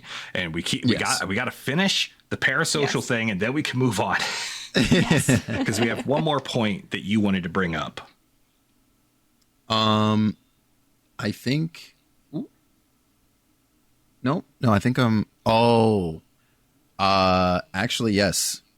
So there in the extreme cases, and I believe most of us here have seen, or if not all of us here have seen incidents about other people, especially the really large folks. And if not, dear listener, then this is an educational point for you. But in the most extreme cases of these parasocial relationships, people literally have gone out of their way to stalk other like creators. They somehow, through whatever means, they'll find out where they live, where they have lived, real names if those are not readily available. Yeah. They have flown out to different countries and other parts of the world. So if you like within the States, they've flown states just to meet up with this person, literally going as far as camping outside of like their homes and so on and so forth. And in other cases, there's swatting, as it's called, which is the act where or I guess the person in this case calls the FBI to that person's house and like near gets them arrested or worse, killed. And it's scary. It's incredibly scary because you gotta you then wonder, like, if you are somebody who is impacted by that or a witness to that, especially in real time, you then wonder immediately, at least for me, I'm like, okay, what are the immediate steps I can take to make sure that this never happens to me, or that I am safe the next time somebody decides that they might want to try and do this, or like, how do I get this person to go away if they are somebody who has stalked me to my home? Because that's like a real issue. Like, if they have your address, like, that's kind of like I have fortunately never had someone produce my address in a random DM. I have had someone like DM me. Actually, this is a really funny. Like, I have had someone. Okay, it's not funny, but like, I have had someone DM me my last name, but it was my last name before I was married, Oh my which is gosh. weirder. Wow. And I'm like, yeah, and I was like, no, but. And fortunately, that was the end of it. It's like, I know who you are. I'm like, no, that's not me. Try again. Thank you. Foolish mortal. Yeah. And Oh then my fortunately, they're an gosh. idiot. But like, that was spooky. That's scary. That was That like, is, what yeah. is wrong with you? Yeah. Honestly, for a long time, I actually did avoid having my actual first name posted anywhere. But then, like, I guess going forward with my whole, like, okay, I'm going to try and approach this with a more genuine, like, approach. I was like, maybe I should be transparent about at least that part. But aside from that, and I guess people knowing, like, roughly what part of Canada I live in, because East Coast, Yeah. like, just nobody should. Right. know much more about me. The closest scare I had with that was when I was getting started and I was accepting donations through PayPal, because unless you have like a business account or whatever, they just have your first and last name there when somebody's donating. So it's like, oh my God, hey. Yeah. But yeah, fortunately, I addressed that pretty soon in, I want to say. And I think anybody who saw it at the time, like, you know, they've long since, I hope, forgotten. Granted, Yeah. I guess in some ways I'm a bit like, well, I don't know. It's a bit of a double-edged sword, because I was going to say in a way, I guess I'm a bit fortunate in the sense that my name is a little unique, but at the same time, that can also very well work against me. Yeah, that's fair. Like, Yeah. like my, like, and I use my first name, obviously, Yeah. Frank. Yeah. Yeah. And it's just weird because, like, people, that's like the scariest part. And like, again, I'm like just some guy, but like, if you're, you know, doing that and like there's some female streamer that you're following and all of a sudden you're like outside their house, it's like, that's not okay. And like, that's something, again, I get to bring back VTubers, haha. And like, they have, obviously, like, the character is a character, and then the actress or actor behind them, like, is a different person, and we like understand that intellectually, but they, and the best word I've ever heard describing this is kayfabe, right? Like in wrestling, Yeah. where you pretend that character is the real person. But that can add a lot of real nasty parasocial nonsense, and people get real obsessive. Yeah. And so like they'll honestly. dox, like they'll go find, you know, the real name of this person, and they'll go to wherever they are or whatever. Yep. I know that like there's a lot of like especially the bigger ones that are like attached to like the corporations like Cover or Niji Sanji, like a lot of them like have been doxxed, and like it's a Yeah. problem. And like they have very stringent community standards, so like obviously within their own communities it's not possible to get that information. But like obviously, like, you know, some idiot you know, can make a YouTube video. It's like, this is their real identities. And like, actually, Right. something I find really interesting is those two companies have been going after those people like Nice. legally, and I think that's Oh, great. good. I think that's one of the better Yeah. things that I've seen them do.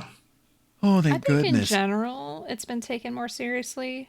Like lately, by overall in this country and other countries, that cyber crimes and cyberbullying and stuff like that is taken a lot more seriously, which is really nice. Yeah, I Right. appreciate that. I'm seeing a note, but I'm not connecting. 100% sure. Yeah, So- talk to me about this thing you just added.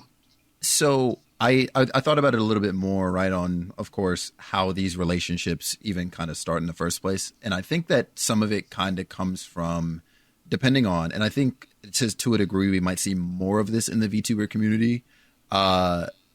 I guess, yeah, like giving individuals like titles in a way. Like, for example, as a very, very base level thing, and this is on many streams, of course, even outside of that community, but like, you'll have like goals up on stream, right? So let's say you have like a sub goal or new follower goal, or not goal, but like new follower like field or something like that on your screen. If you give that or those sections like a new, like I guess a little nuanced like title. So for example, I don't know, like Amelia Watson. I keep pulling VTubers because I'm not obsessed, because a lot of them, but she'll call her followers or her subscribers like teammates. Right. So stuff like that, but often more cutesy stuff, right? The more sort of like affectionate sounding words, right? So it'll be like, oh my, like, little babies, for example, or like, any sort of like endearing things. I definitely do feel like some creators do sort of like really invite those things because maybe they're trying to fit those words into a theme or something like that, right? But of course, for many people, it's like, ooh, like that's a special acknowledgement. Like the streamer just called me cute, right? Because, or like my name is on there as like the latest cutie to join the community, stuff like that. And I mean, I'm obviously not gonna wag a finger at everybody and be like, stop that nonsense immediately. But it is definitely something to consider if you're listening to this and you might be somebody who is subject to those kinds of approaches by like in droves, especially. Be very, very cautious out there and be very careful, please, because like, yeah, there are a lot of people who see those things and like, really, you should know that, it's just like a for fun thing. And it technically is applying to literally everybody, I guess, who like happens to make the text change. But, be very careful. Like it's a bit of a problem. It doesn't help the problem. I call my subscribers cultists. Just throwing I'm it out unsubbing there. today. I'm unsubbing today. I'm not joining a cult. But you're already in the cult. The 1x speed cult believes in you. Anyway, it's not the point. The point is Turbo Troop, baby. Turbo Troop, baby. So we've gotten very off. That's very all right. But yeah. Yeah, that's actually a really interesting thought. Like, and it sucks because like a lot of times you have to kind of curtail your behavior because 99% of the people are like normal, right? But, like having to deal with that 1 out of 100 or 1 out of 1,000 that are going to be a problem. Like it sucks having to curtail behavior because of that one person, but like at the same time, what are you going to do? Rather? Yeah. Would you rather deal with that or, do you want to try to curtail that, like nip that in the bud, I guess. And again, I'm just some guy like I don't know anything, but it's fine. I did want to talk about my one experience because I have it as the opposite way where a streamer kind of locked onto me as a chat member and then later a mod and stepped over boundaries where he thought that I should date him and that we should have this relationship because we were close and we were in similar circles and like it started out as like a normal friendship and then it just really started escalating. And it was just an odd experience because being, instead of like the streamer with the chat coming at you, you being in the chat and a streamer coming at you, you're kind of in that situation where like, okay, well, now I'm going to probably have to leave this community and the streamer. And luckily he blocked me first because I wouldn't date him. and like I just one time I came into stream and I was unmodded and I was like blocked and banned and I'm like, oh dang, okay. Yo, but you know what? There have been more cases of that lately that I've been seeing too, right? And it's not a new thing at all by any means, but it's definitely like it's grown, right? Yeah. Where there are streamers out there who have done the opposite. They're the ones developing parasocial relationships with their communities, and they That's try to wild. like they like flex it like it's a power thing because they know their position, right?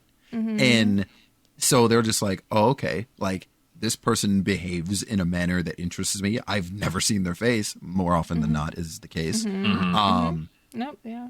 But like I guess the way they type is attractive to me, and so they'll I like they'll I invite like your letters.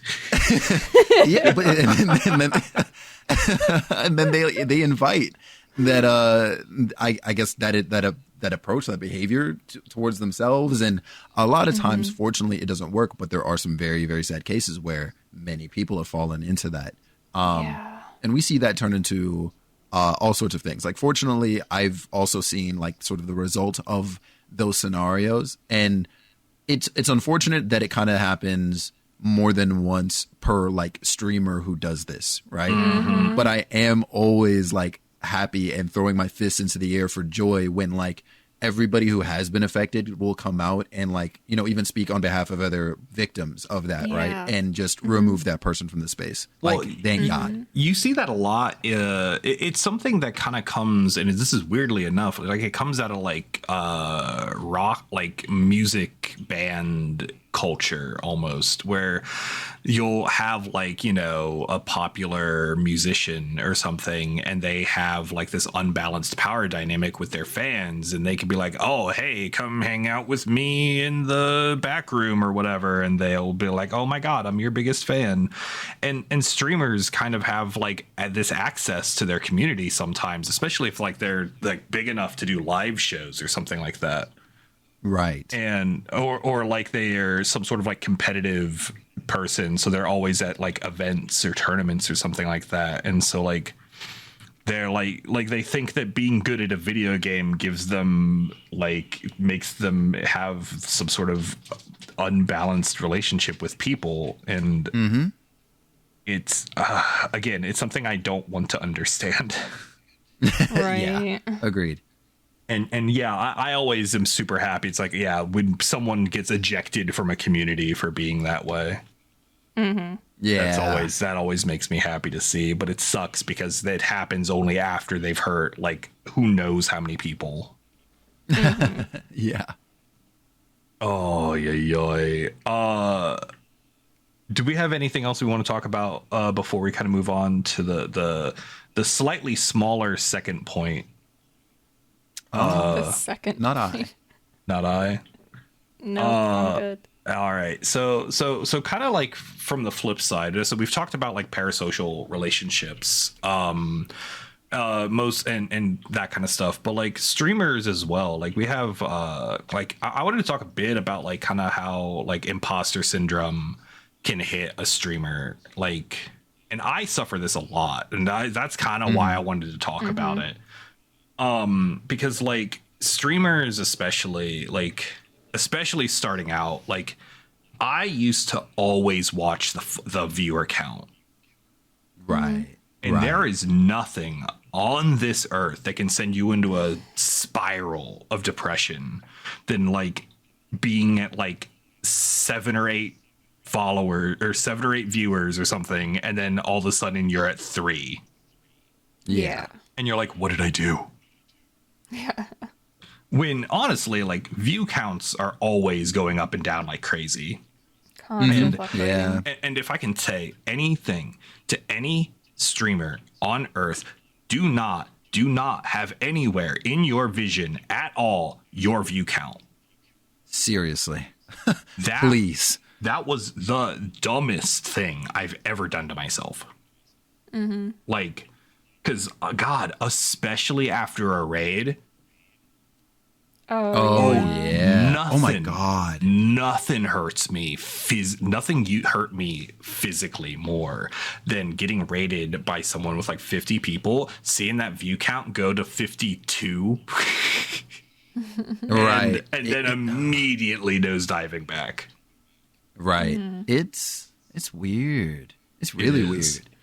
Like, and like, cause, and even now, like, I'm not, again, I'll grant myself I'm a medium-ish streamer. You know, I'm not. I'm not like a. I'm not gonna ever pretend I'm a big boy, but I know I'm no longer like that intro level. Like, Of you course. know, Right. to like I regularly have at least 10 viewers. I know that's like I'm the 1% now.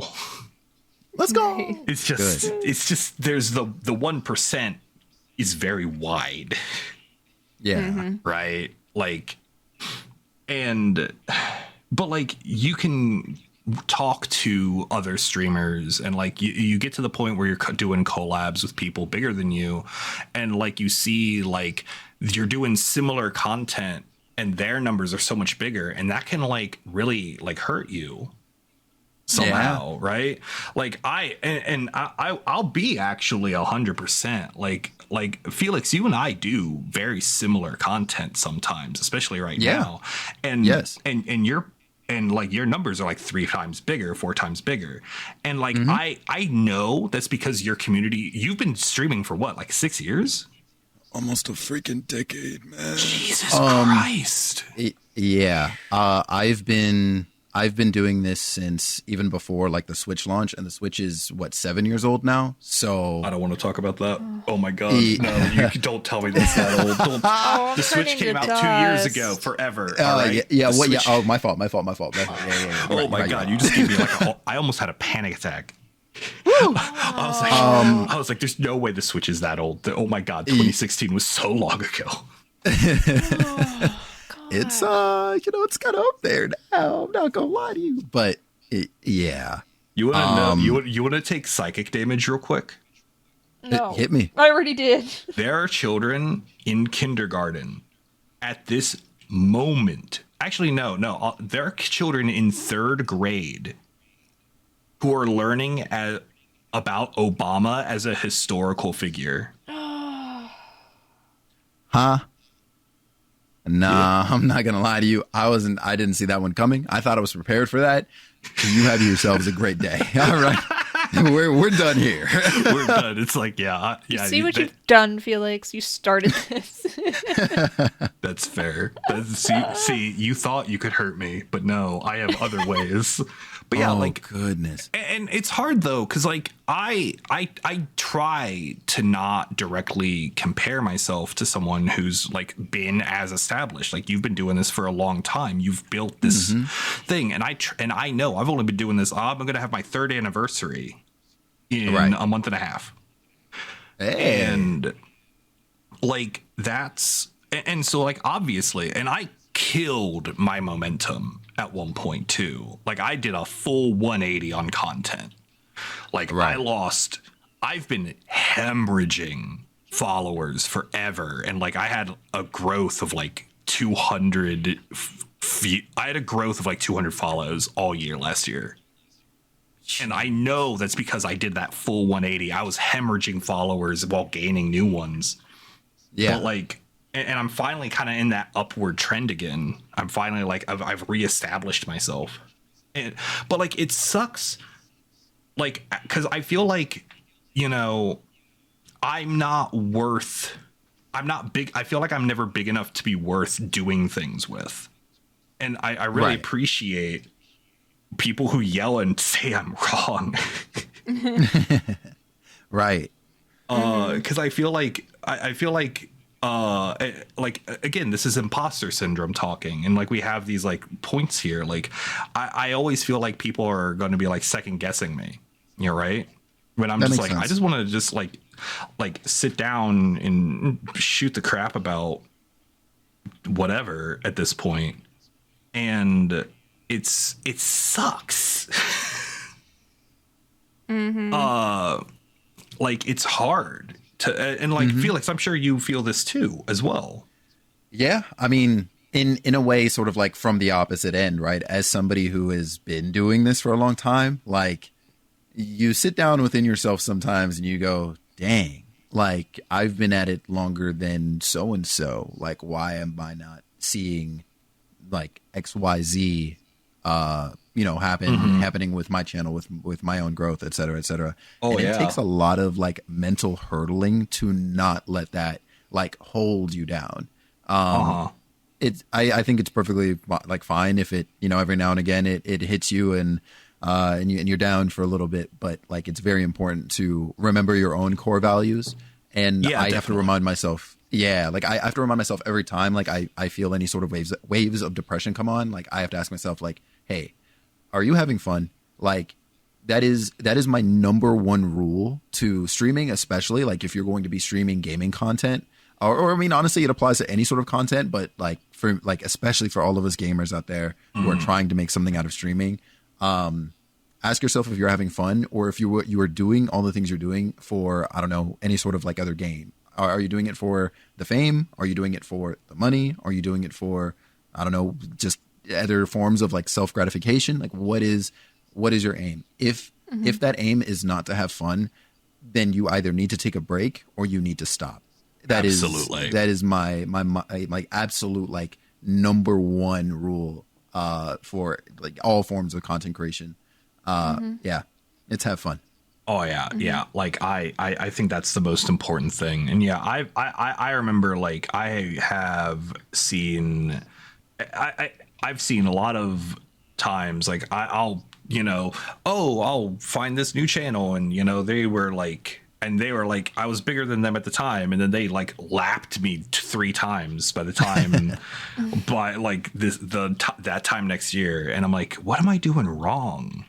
Yeah, And that hurts. But yeah, like if you're not doing this to have fun, like I definitely treat this like as a hobby more than Right. like anything else. Like obviously I'm doing it full time, yeah. but I'm able to have a full time hobby. My wife makes money. Yeah. Well, and as Thank a you. viewer, Thank you, you can Mrs. really Opolis. tell. Thank you, Mrs. Opolis. But yeah, as a viewer, you can really tell, if the streamer is not on it, if they're not enjoying themselves, and it does affect your content. So you want to be having fun because it's going to get you the extra viewers, and the people are going to stick around because they get the vibe that you're enjoying what you're doing. And if you're not, it's going to start falling apart. Can I be honest about something? Absolutely. It's why I had to move away from FGO and why I had to move away from Gacha. That Because makes I was sense. not having fun. And it's also why I have only done one Elden Ring stream, even though people spent a lot of money for the charity goal for me to play more Elden Ring, because, oh my God, that was like the most miserable 3 hours I've ever experienced. Right. I didn't even Yeah. do anything. It's just the game sucks. I'm sorry. I'm sorry. Yeah. Yeah, I get that. I definitely, God, I get that. Dude, like I was not having a good time with what I was doing, and then like I had to make that change. I absolutely had to make that change. And now like I'm in such a much better mood. And Zig, how long have you been in my community? Oh man, because I joined around like the FGO time, and I've always been kind of like in the lurker kind of aspect because I joined from Apricot's community. So yeah, I think I had kind of joined in around FGO. Like go ahead, Felix. So, according to Twitch, you've been following since January 28th, 2021. Okay. Oh my All right. God. I was that's actually gonna say I'd have to pull up Twitch to check, but thank you. Like, got you did my job for me. Felix out Wow. here stalking my mods. All of the resources. Using the So that's what I resources. like to Felix having a keyboard that doesn't you can't hear from space is like one of the most useful things we've ever had on this podcast. Yeah, me if tell you I right if now. I even like look at my keyboard, it's gonna make noise. So, That's crazy. Yo, I type very, very carefully when I know, of course, my microphone is in use. So, low key, like you could probably hear it if I were to continue to type. Like, let me type this again real fast. Actually, oh my God. Oh, Discord didn't pick that up, but the No. recording, I think the recording actually. Okay. got it. yeah, my recording will pick it up. My Discord doesn't as much. Editor Eric will find out later. No! But yeah, so like you might have seen this though, because like I was starting to not have a good time, Yeah. and then Yeah, you could tell that like the FGO was not bringing joy. no, and but And then the like shift Good. Yeah, the shift when you started doing other things. Yeah, Like Power Wash and RPGs. Like you could really Power Wash you could Sim tell. is my Yeah. oh my god. I don't know how they bottled pure joy into a single video game, but they did it. They've got the sauce. The secret sauce is in there. But like, and yeah, like I think, and I'm not trying to like make this about like me or whatever. I'm just trying to like, Of this course. is my experience, I guess. Yeah, with- the best point of reference is you yourself. Absolutely. Yeah, that's why there's 3 people here. but like this I started doing RPGs. Like I did Tales of Arise, and then like Berseria, and and then I was like, man, this is actually really fun. And then Xenoblade, with Xenoblade Chronicles 1, I started recording it and putting the VODs up, and I'm like, oh wow, this is actually a good time, and slowly started gearing the content more towards that. I was dropping the gacha games slowly, like because I was doing like FGO, I was doing like Genshin Impact. I hadn't picked up Arknights yet, and now I do Arknights like a couple times a week, and then it's all RPGs all the time. And you Yeah. enjoy Arknights though too, so it's not like I do know FGO though, and I stuff. do know that Arknights is going to go the same way as FGO as soon as I run out of story. Yeah, that's And fair. because that's I think the thing I figured out. Like FGO, I was able to do as much as I was and have as much fun as I was having Yeah. originally, because I had a lot of story to catch up on. That makes sense. And Arknights, I'm still doing that main story, and I think like stories in games are where I'm really at. So once I'm at Yeah, a that's when you Arknight pick story, Genshin too. You pick it up when you get story, Mm-hmm. and then you drop it. yeah, that's how I am with Genshin. I used Mm-hmm. to play that game every single day, and now I haven't logged in forever. But like, once I'm done with this Arknight story, like gacha games are probably going to fall off my channel except for periodically, and I might just like fill that slot with like Fire Emblem. Like Ooh. actually do variety content or something. Okay, Yeah. I understand that Fire Emblem is another RPG. It's not really variety, but just, come on. Like but It's like outside of the Trails universe, so it's I variety. need something different. Yeah, You absolutely. know, like something I can't just like go I hate like just going into a game and just farming it just to be doing that. Like it's not Yeah. it's not a thing I feel like doing anymore. Yeah, the returns on that I feel like are very diminishing, and I think that's part of why within myself, I guess. I guess I'll take over for you for a little bit. Please do. It's why I don't do that, I guess, because I've seen people stick to one thing and I've watched it destroy them. Not because they were necessarily getting like tired of it, but because when they finally did ever make a change, everything stopped and like just plummeted.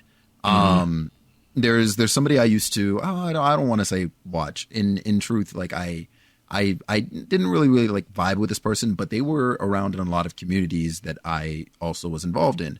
And they saw like, relatively quick success. I don't want to say it was like an overnight kind of thing, of course, but they did see very quick success, and they were known for one particular thing. And it was like, oh, okay, cool. Do your thing, live your life. But then, new things started coming out that they were interested in. And like they obviously wanted to try it. Some hesitance at first, but regardless, they dove right in. And they went from, say, on average, having around 150 people in their channel at a time to, the 10s, 20s. Oh wow. And yeah. And like you can imagine like a spike like that, right, on that kind of level. I can't imagine anymore. Like that can ruin you, right? If you like, like if you really like went forward with your content thinking to yourself, even for a bit, like, oh, it seems like people really do gel with me as a person versus what it is I'm doing. And then, you try something new, and the real ones, I suppose, in that case, are the ones who are coming back consistently after that point. Then, wow, like it's a weird, almost like wake up in some sense, or it can be looked at as such, and then it can work for you and against you. It can be like oh my gosh, like people really weren't here for me, but then at the same time it can be well, oh okay, well okay, whatever, like, you know, these people are gone. I'm happier now knowing that, like, I guess like this is where I should be, and like things are more manageable now, et cetera, et cetera. Because realistically, you probably wouldn't feel the greatest knowing that you had a bunch of disingenuous people around you anyways. Yeah, definitely. Well, yeah. Like It's I've definitely had double-edged. that happen to me too. Like when like I remember my first. No, it was my second Genshin stream, because my first one was like pretty close to launch, so that there were people, you know, checking out launch. But I Right. did one like a week later. I had like 2 viewers, and like that was when my channel was like sitting at like 30 viewers for FGO. Okay, But like when I stopped doing FGO, no one cared. oh man, It was that awful. community sees a lot of drop off. Right. Like a few other streamers that I followed that were strictly FGO, when they switched, just like, Yeah. Oh bam. yeah, it's like Wow. instantly like 90% falls off. It's And I don't want to say those people are disingenuous to, like, a lot of people are, but Yeah. also a lot of people are looking for specific content, you Right. know, Absolutely. and having Yeah. that switch from gacha to RPGs, that's 2 completely different yeah, communities. yeah, a jump like that is nuts. Yeah, definitely. it's crazy. Yeah, I actually never considered this before, because there's a lot of people like I guess this is more of a YouTube thing for me. Like there are content creators that I follow because I really like them, and so like I don't care what they're playing. Like Yeah, I'm gonna same. click on their video every couple of days when Right. when they got a new video today. Sweet, I'm on. I'm clicking. yeah, Yep. yeah. Amazing. But like I guess with streaming, like in Twitch, a lot of people just kind of watch the video game that they want to be watching. And Right. ow, Yes. ow. Cat's attacking me again. Oh, It's past cat mandated bedtime. But like a lot of Twitch watchers are watching for a video game, not a streamer necessarily. yes, And it also doesn't help that Twitch has terrible like discoverability. discovery. Oh my god. Yeah, Oh my gosh. It's not optimal. I think it became worse after they like quote unquote decentralized tags. right. Because now you can make whatever tags you want, but like how do you know what people are searching? Yeah. Exactly. How you know what to search for? Yeah. You know? Like that's why I have so many tags sometimes. I'm like, I don't know what people are wanting. That's true. And it's, well, I mean, I know now, or more recently, like they've given us tools to see what tags people might actually be searching or clicking on. Yeah, but we got so that's that cool. like You can find that, but months later. yeah. But then it was Yeah. like, ooh. Yeah. But yeah, like I don't know. It's but like all these are like kind of again falling under the like when you get hit by these feelings, like you just feel like, am I just not good at what I'm doing? Right. Like, what am I doing wrong? And even if it's not like you know, even if it's not like what you're doing wrong, it's just how content on Twitch works or how content on YouTube works. Like, Yes.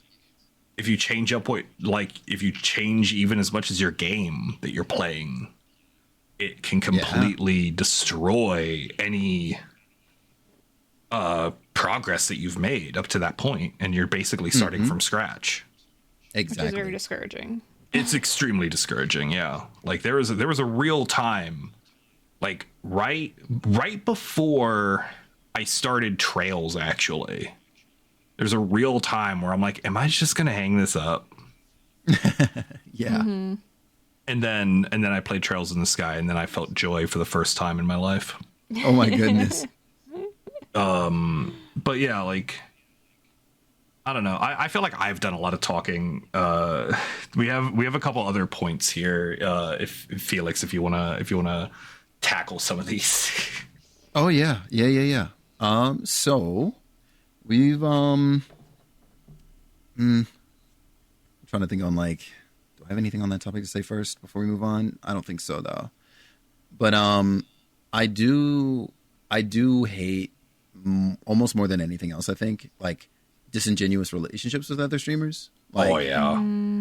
and like I mostly experienced this myself from like I guess me being the streamer being approached by another streamer like in a chat where it'd be like, you know, the hey, let's do this, or the oh, I'm super interested in that thing you're doing, and you're like, oh, okay, cool, like somebody who understands, right? Because of course, Yeah. otherwise you are probably surrounded by a bunch of people who are just viewers, right? Like they're not behind the scenes and understand those things. So when you have somebody who seemingly resonates, like and like you try to sort of move forward with forging a bond on that, a lot of times in this space you are kind of met with like a brick wall, and like in a sense it's understandably so, because Yeah. you know that can also come off as like its own version of being like parasocial or whatever else, et cetera, like that person isn't realistically going to always be available and so on and so forth, like we said earlier.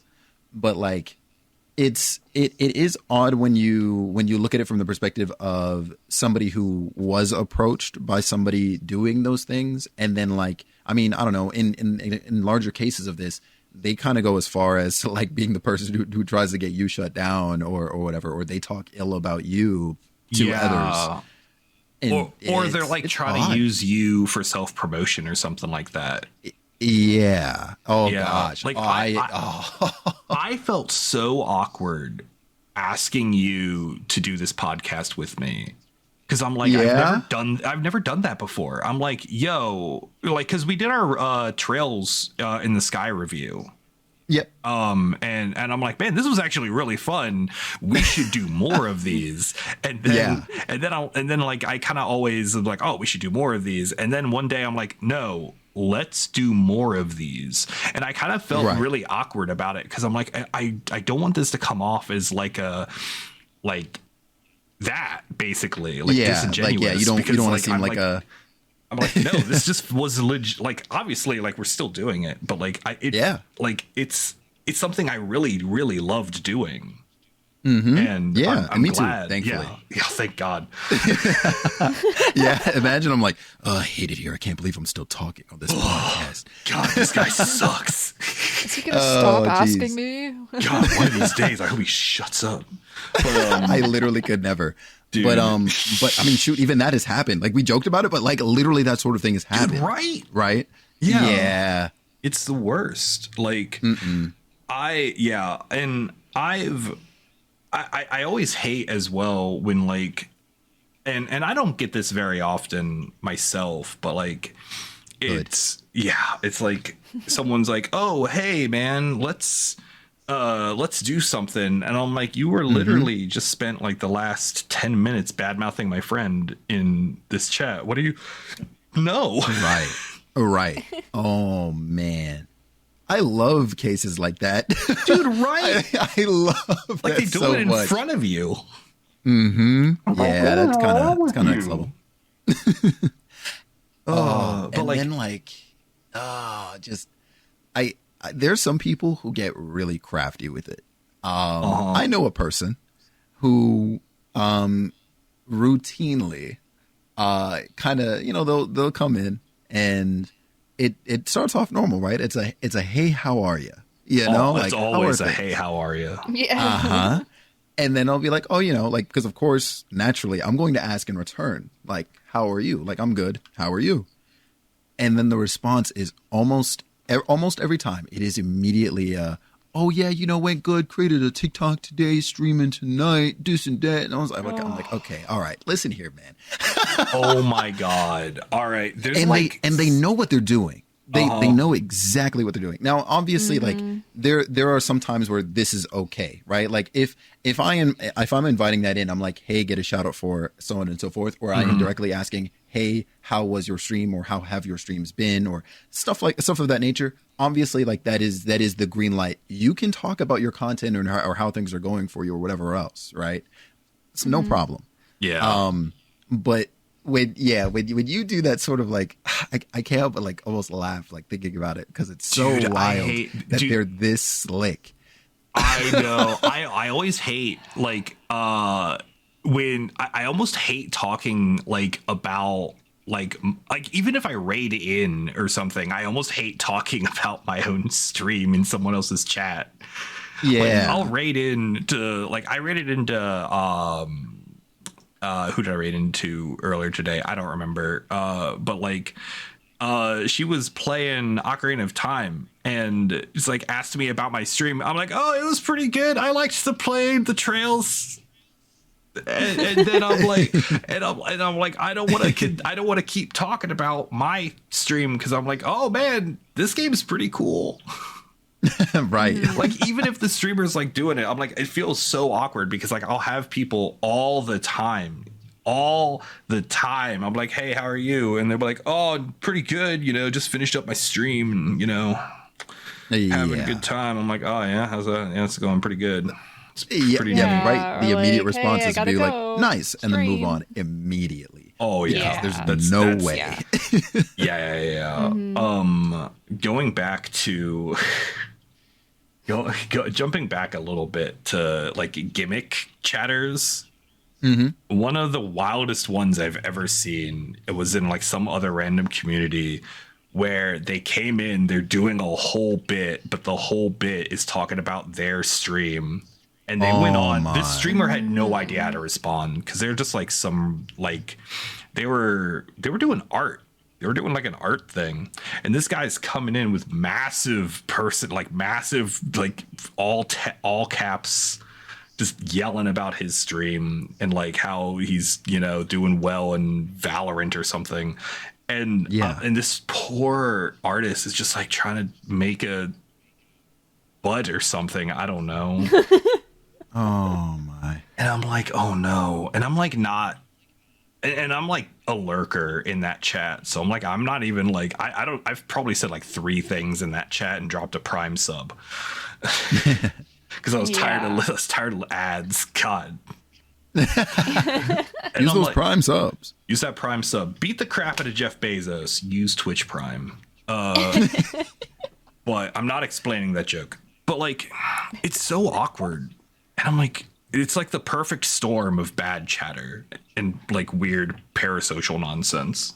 Mm-hmm. Yeah, like what are they expecting to accomplish? That's not how you get viewers. Exactly. I don't know if I'm breaking this to anybody, but that's not how you get viewers. You're not going to go into somebody's channel and be like, hey, I stream, and snipe some of those viewers. Like, they're there for that streamer. Mm-hmm. They're not there for some random chatter. I remember when I was doing FGO, there was a guy who came into my stream and he's like, hey, I'm playing this game live right now too.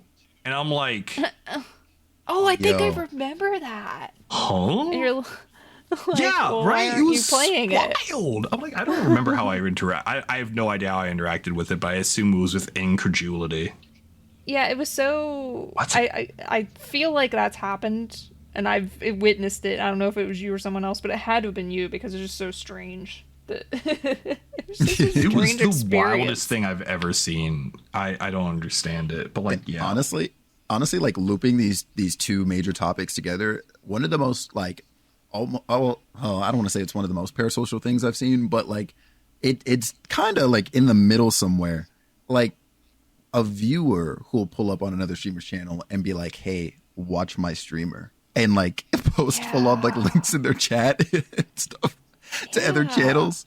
I've seen that happen so many times, and I'm like, whoa, that's next level. Like that is, and a lot of that stuff, or at least in the times I've investigated those things as a moderator, they're unprompted too. Like the streamer themselves is just chilling, playing whatever the game it is they're doing or creating whatever content they're doing, and like I'll maybe see the person who dropped the message in the chat I'm coming from, and they're like chatting it up all normal and whatever, but then like on the side, they're going around like trying to advertise this person they're watching, and it's like, whoa. All right. Like what's that? Like randomly name drop, and it's so weird. Yeah. Like, oh yeah. Like, yeah, this person does this. Mm-hmm. Like, okay. like sometimes it makes sense in the context of what's going on. Like someone's like, oh yeah, X YouTuber made a guide for this, and I'm and like, it's usually some big YouTuber, big streamer, you know. and then I'm like, yeah, sure, whatever. Like that's not, Of course. yeah, but like, Yeah. okay, first off, hi, what up? It's your boy Eric. If you're in my community, don't do that. First off, no one should watch my content. Second off, nah, record scratch right now. You cease. All right. you're gonna have to supply me with that sound clip though. All right, editor Eric, remember that. But I got you. but like yeah, like just don't. I would feel uncomfortable. Like, oh my god, could you imagine? Yeah. Like, God forbid they do it in like some big streamers chat, right? Oh my goodness. Oh my god, I would die.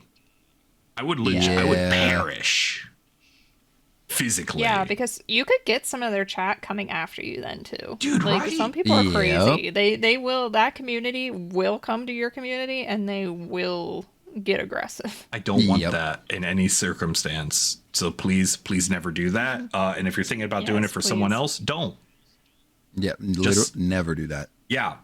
Oh my god, I'm like getting like, I got like a jitter. I'm like, oh god, never do that. That might just be my back of my knee bleeding from the cat though. So we'll see that. We'll see.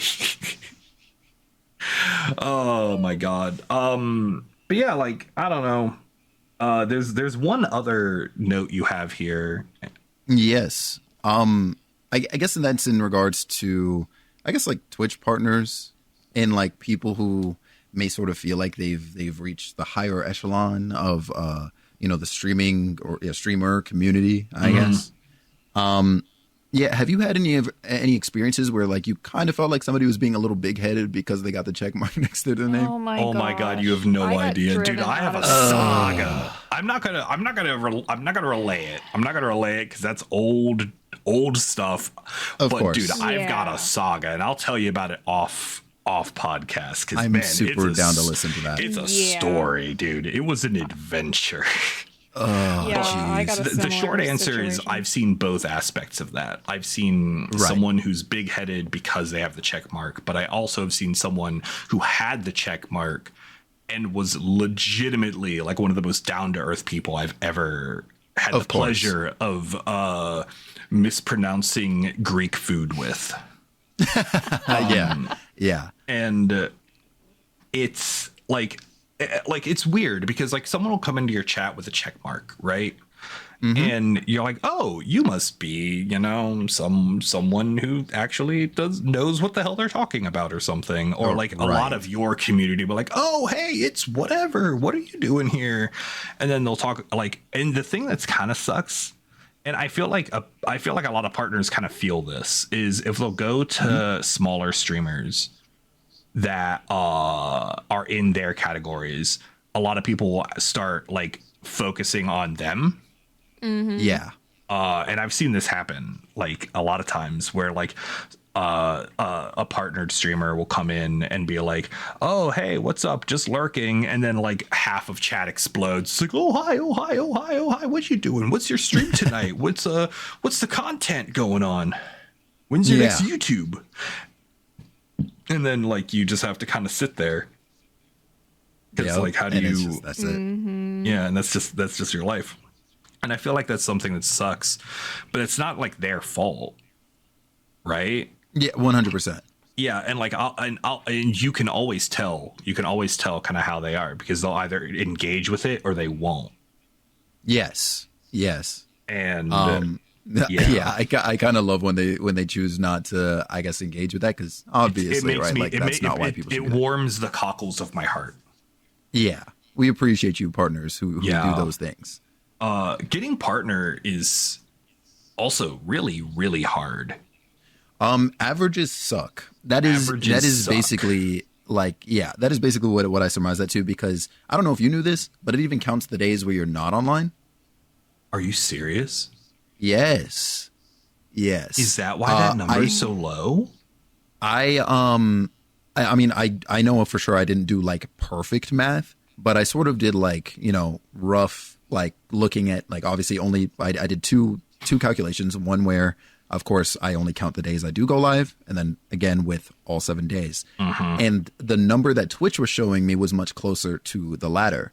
And I was like, oh, it's including these like zeros, I guess, from the 3 days out of the week I'm not live in my average total. God. Not that I would necessarily be closer to partner anyways. Right. But, you know, like it's still skewing the number quite a bit. Even at your numbers, you're not even like, you're like halfway there. And it's like, right. It feels like such an unattainable goal. Yeah. It's crazy. it's interesting. It's very interesting. It's part of the reason why I don't even really have like I guess partnership as like a goal I'm super driving for. If I get there and all the check marks are lit, like obviously I'm going to apply and things are going to go down when they go down. But like like I used to get myself super hung up on that because I would have like some really, really good weeks sometimes, right? Where like I would say I'm maybe pushing like 60s even. Like there was actually a time like a couple of years ago, I think, where I guess I was on Mario Kart so much that like I was getting more and more known as like the Mario Kart guy. And so I was sitting at a comfortable like 60, 65, I want to say. But then of course, like I would acknowledge that. And in taking my lessons with me and being like, I'm not trying to be labeled as the Mario Kart guy, I would play something else. I would turn on Fall Guys or an RPG or, whatever else, literally anything else. And of course, that number would show what it maybe more realistically was, right? Right. So that's maybe more so, maybe just barely below where you're seeing me today. And like I would look at that and I'm like, dang, like I don't want to push for, I guess, Mario Kart and become like partner based off of this one thing. I understand, of course, like the values in niching, but I've always been so like against like the labels and so on and so forth that comes with that, the potential destruction that comes with that. Like it scares me almost. No, that I feel that. I can't.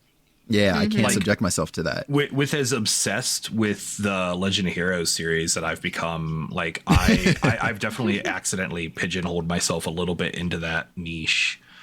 Right. But like at the same time, I do feel like I do periodically do other things. I do branch out, and I'm seeing consistent numbers now. Yeah, and that's like, huge. That's something that feels phenomenal. Yeah.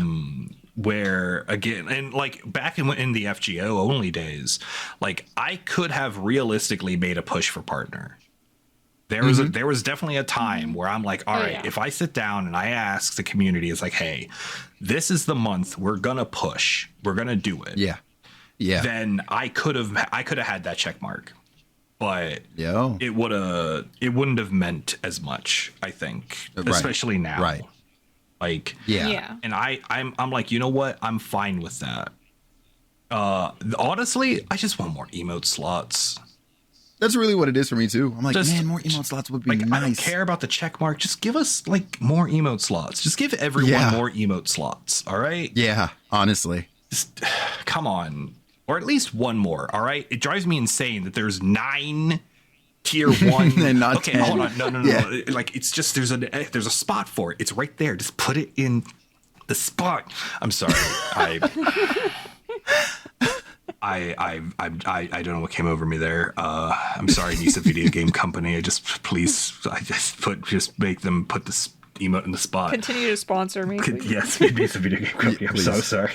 I don't know why I'm apologizing to them, but anyway, like partner on Twitch is so weird, and then like YouTube feels a little more easily attainable. It feels like more of a win and not an if, right, because it's like 1,000 subs and so many hours of watch hour time.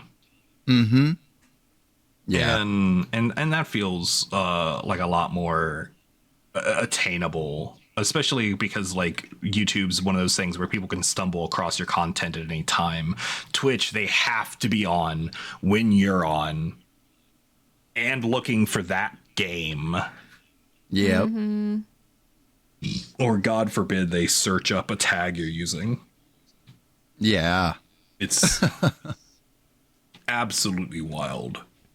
And it's hard to find new streamers for me Yeah. to watch because I'm very picky. I don't like too big of a streamer, but I also don't like too small because then I feel awkward because I'm the kind of person that when I go into a small stream and there's not a whole lot of interaction, I'm like, man, I want to interact. Or if they shout out, if I throw a follow, like, oh, hey Zig, thanks for the follow, how you doing? And then I'm like, oh, well, I want to respond, and then I feel obligated to keep talking. So Yeah, of and course. that's totally a me problem. I feel like streamers should do that. You guys acknowledging your followers and doing that's a good thing. It gets interaction. Yeah. Yeah. But me personally, I'm just like, oh man. So then I stay away from smaller streamers because I'm like, okay. Yeah.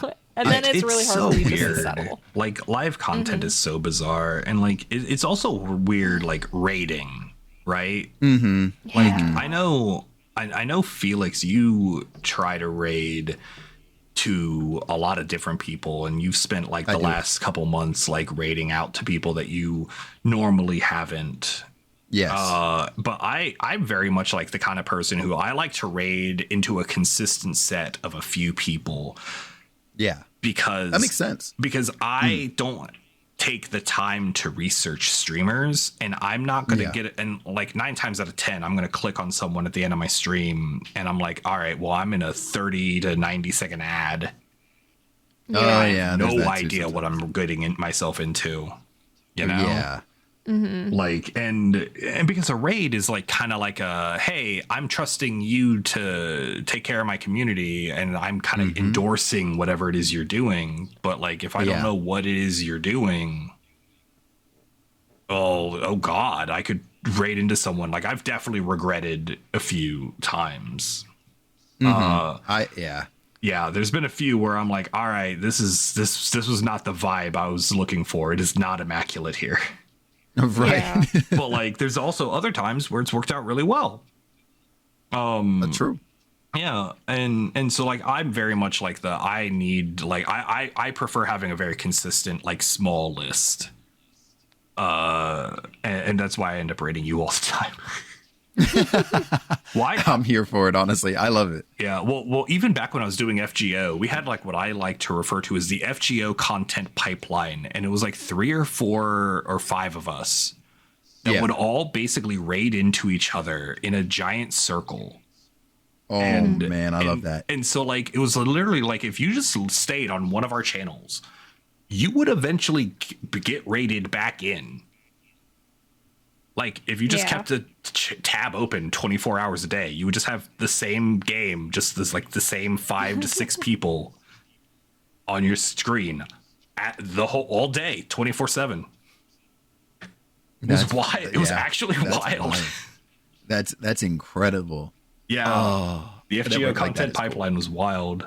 But FGO. yeah. And I think that's kind of where I got that habit from too, where I just am not I don't feel comfortable rating out just kind of randomly. Yeah, and that makes sense. Yeah. Yeah, it's fair. I kind of try to I guess vet people before rating out, especially for Black History Month and rating into a bunch of strangers for the month. Yeah. I made the list, and then it was me and a small handful of others that would check for who was on and see what they were doing. And so just getting a feel pretty much. And there were some people that I absolutely did remove from that list.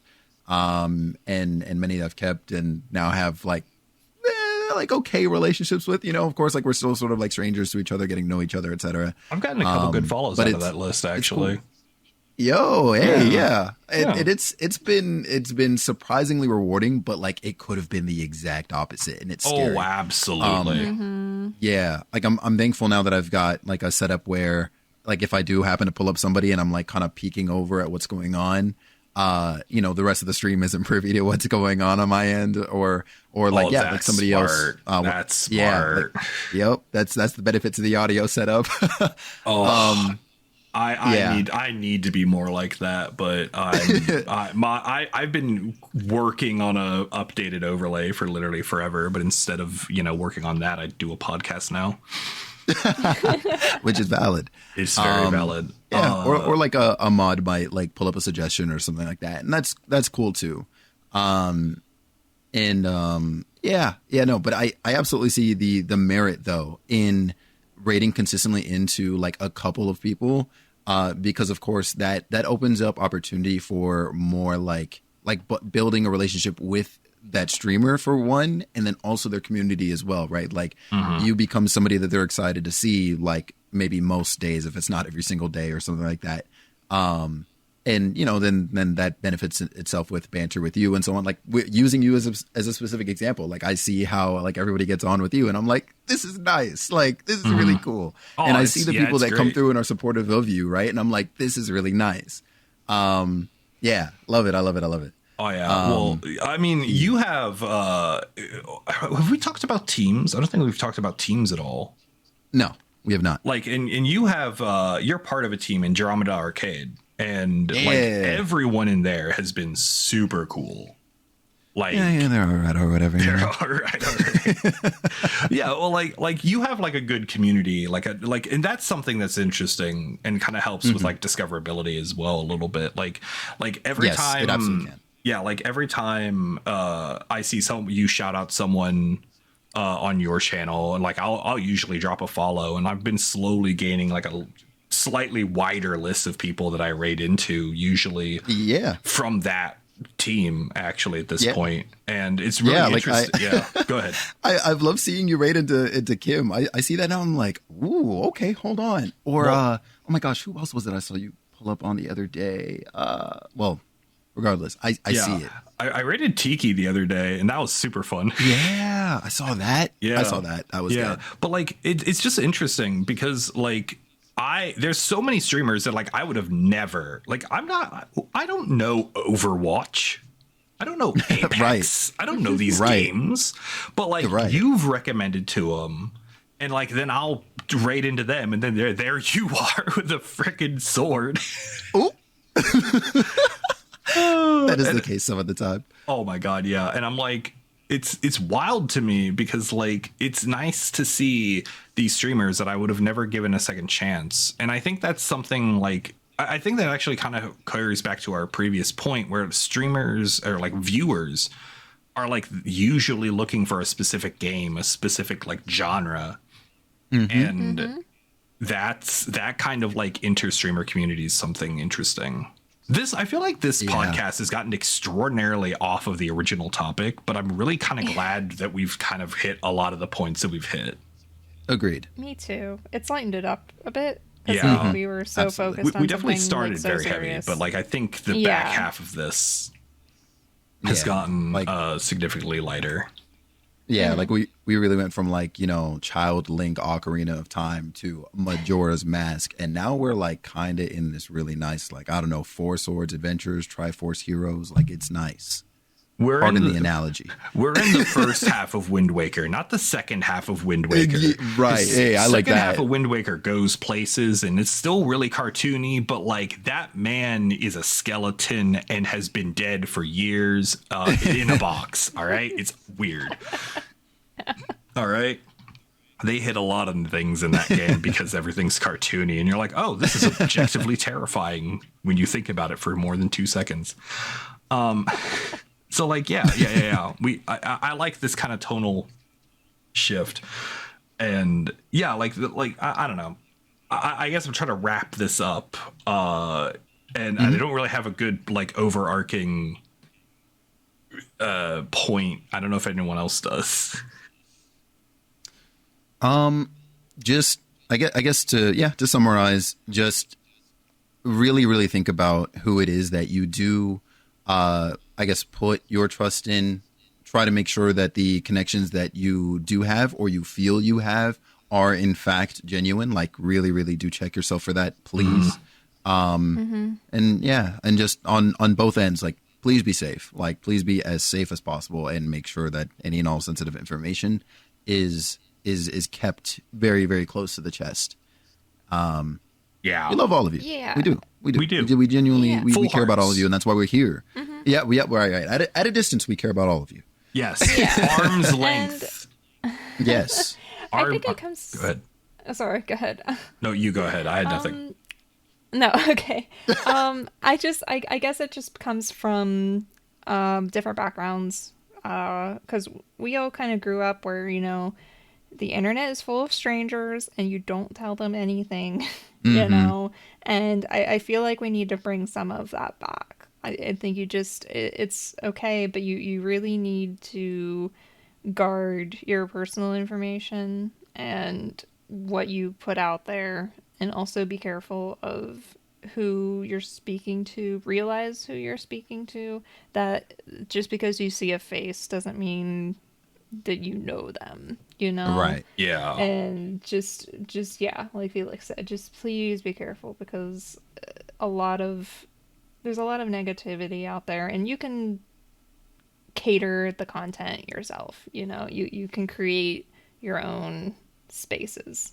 Yeah. Exactly. And make sure when you do that, make sure you're comfortable but also safe. Yeah, definitely. And I guess the last point I want to make, to kind of add on to what you two have both said, is like, you got to remember, as a viewer, the streamer doesn't owe you anything. Like they, like if you're banned or something, or like they're not meshing with what you're doing, they don't owe you that interaction, like just because you're in their chat or just because you've gave them a tip or something. They're not your hostage.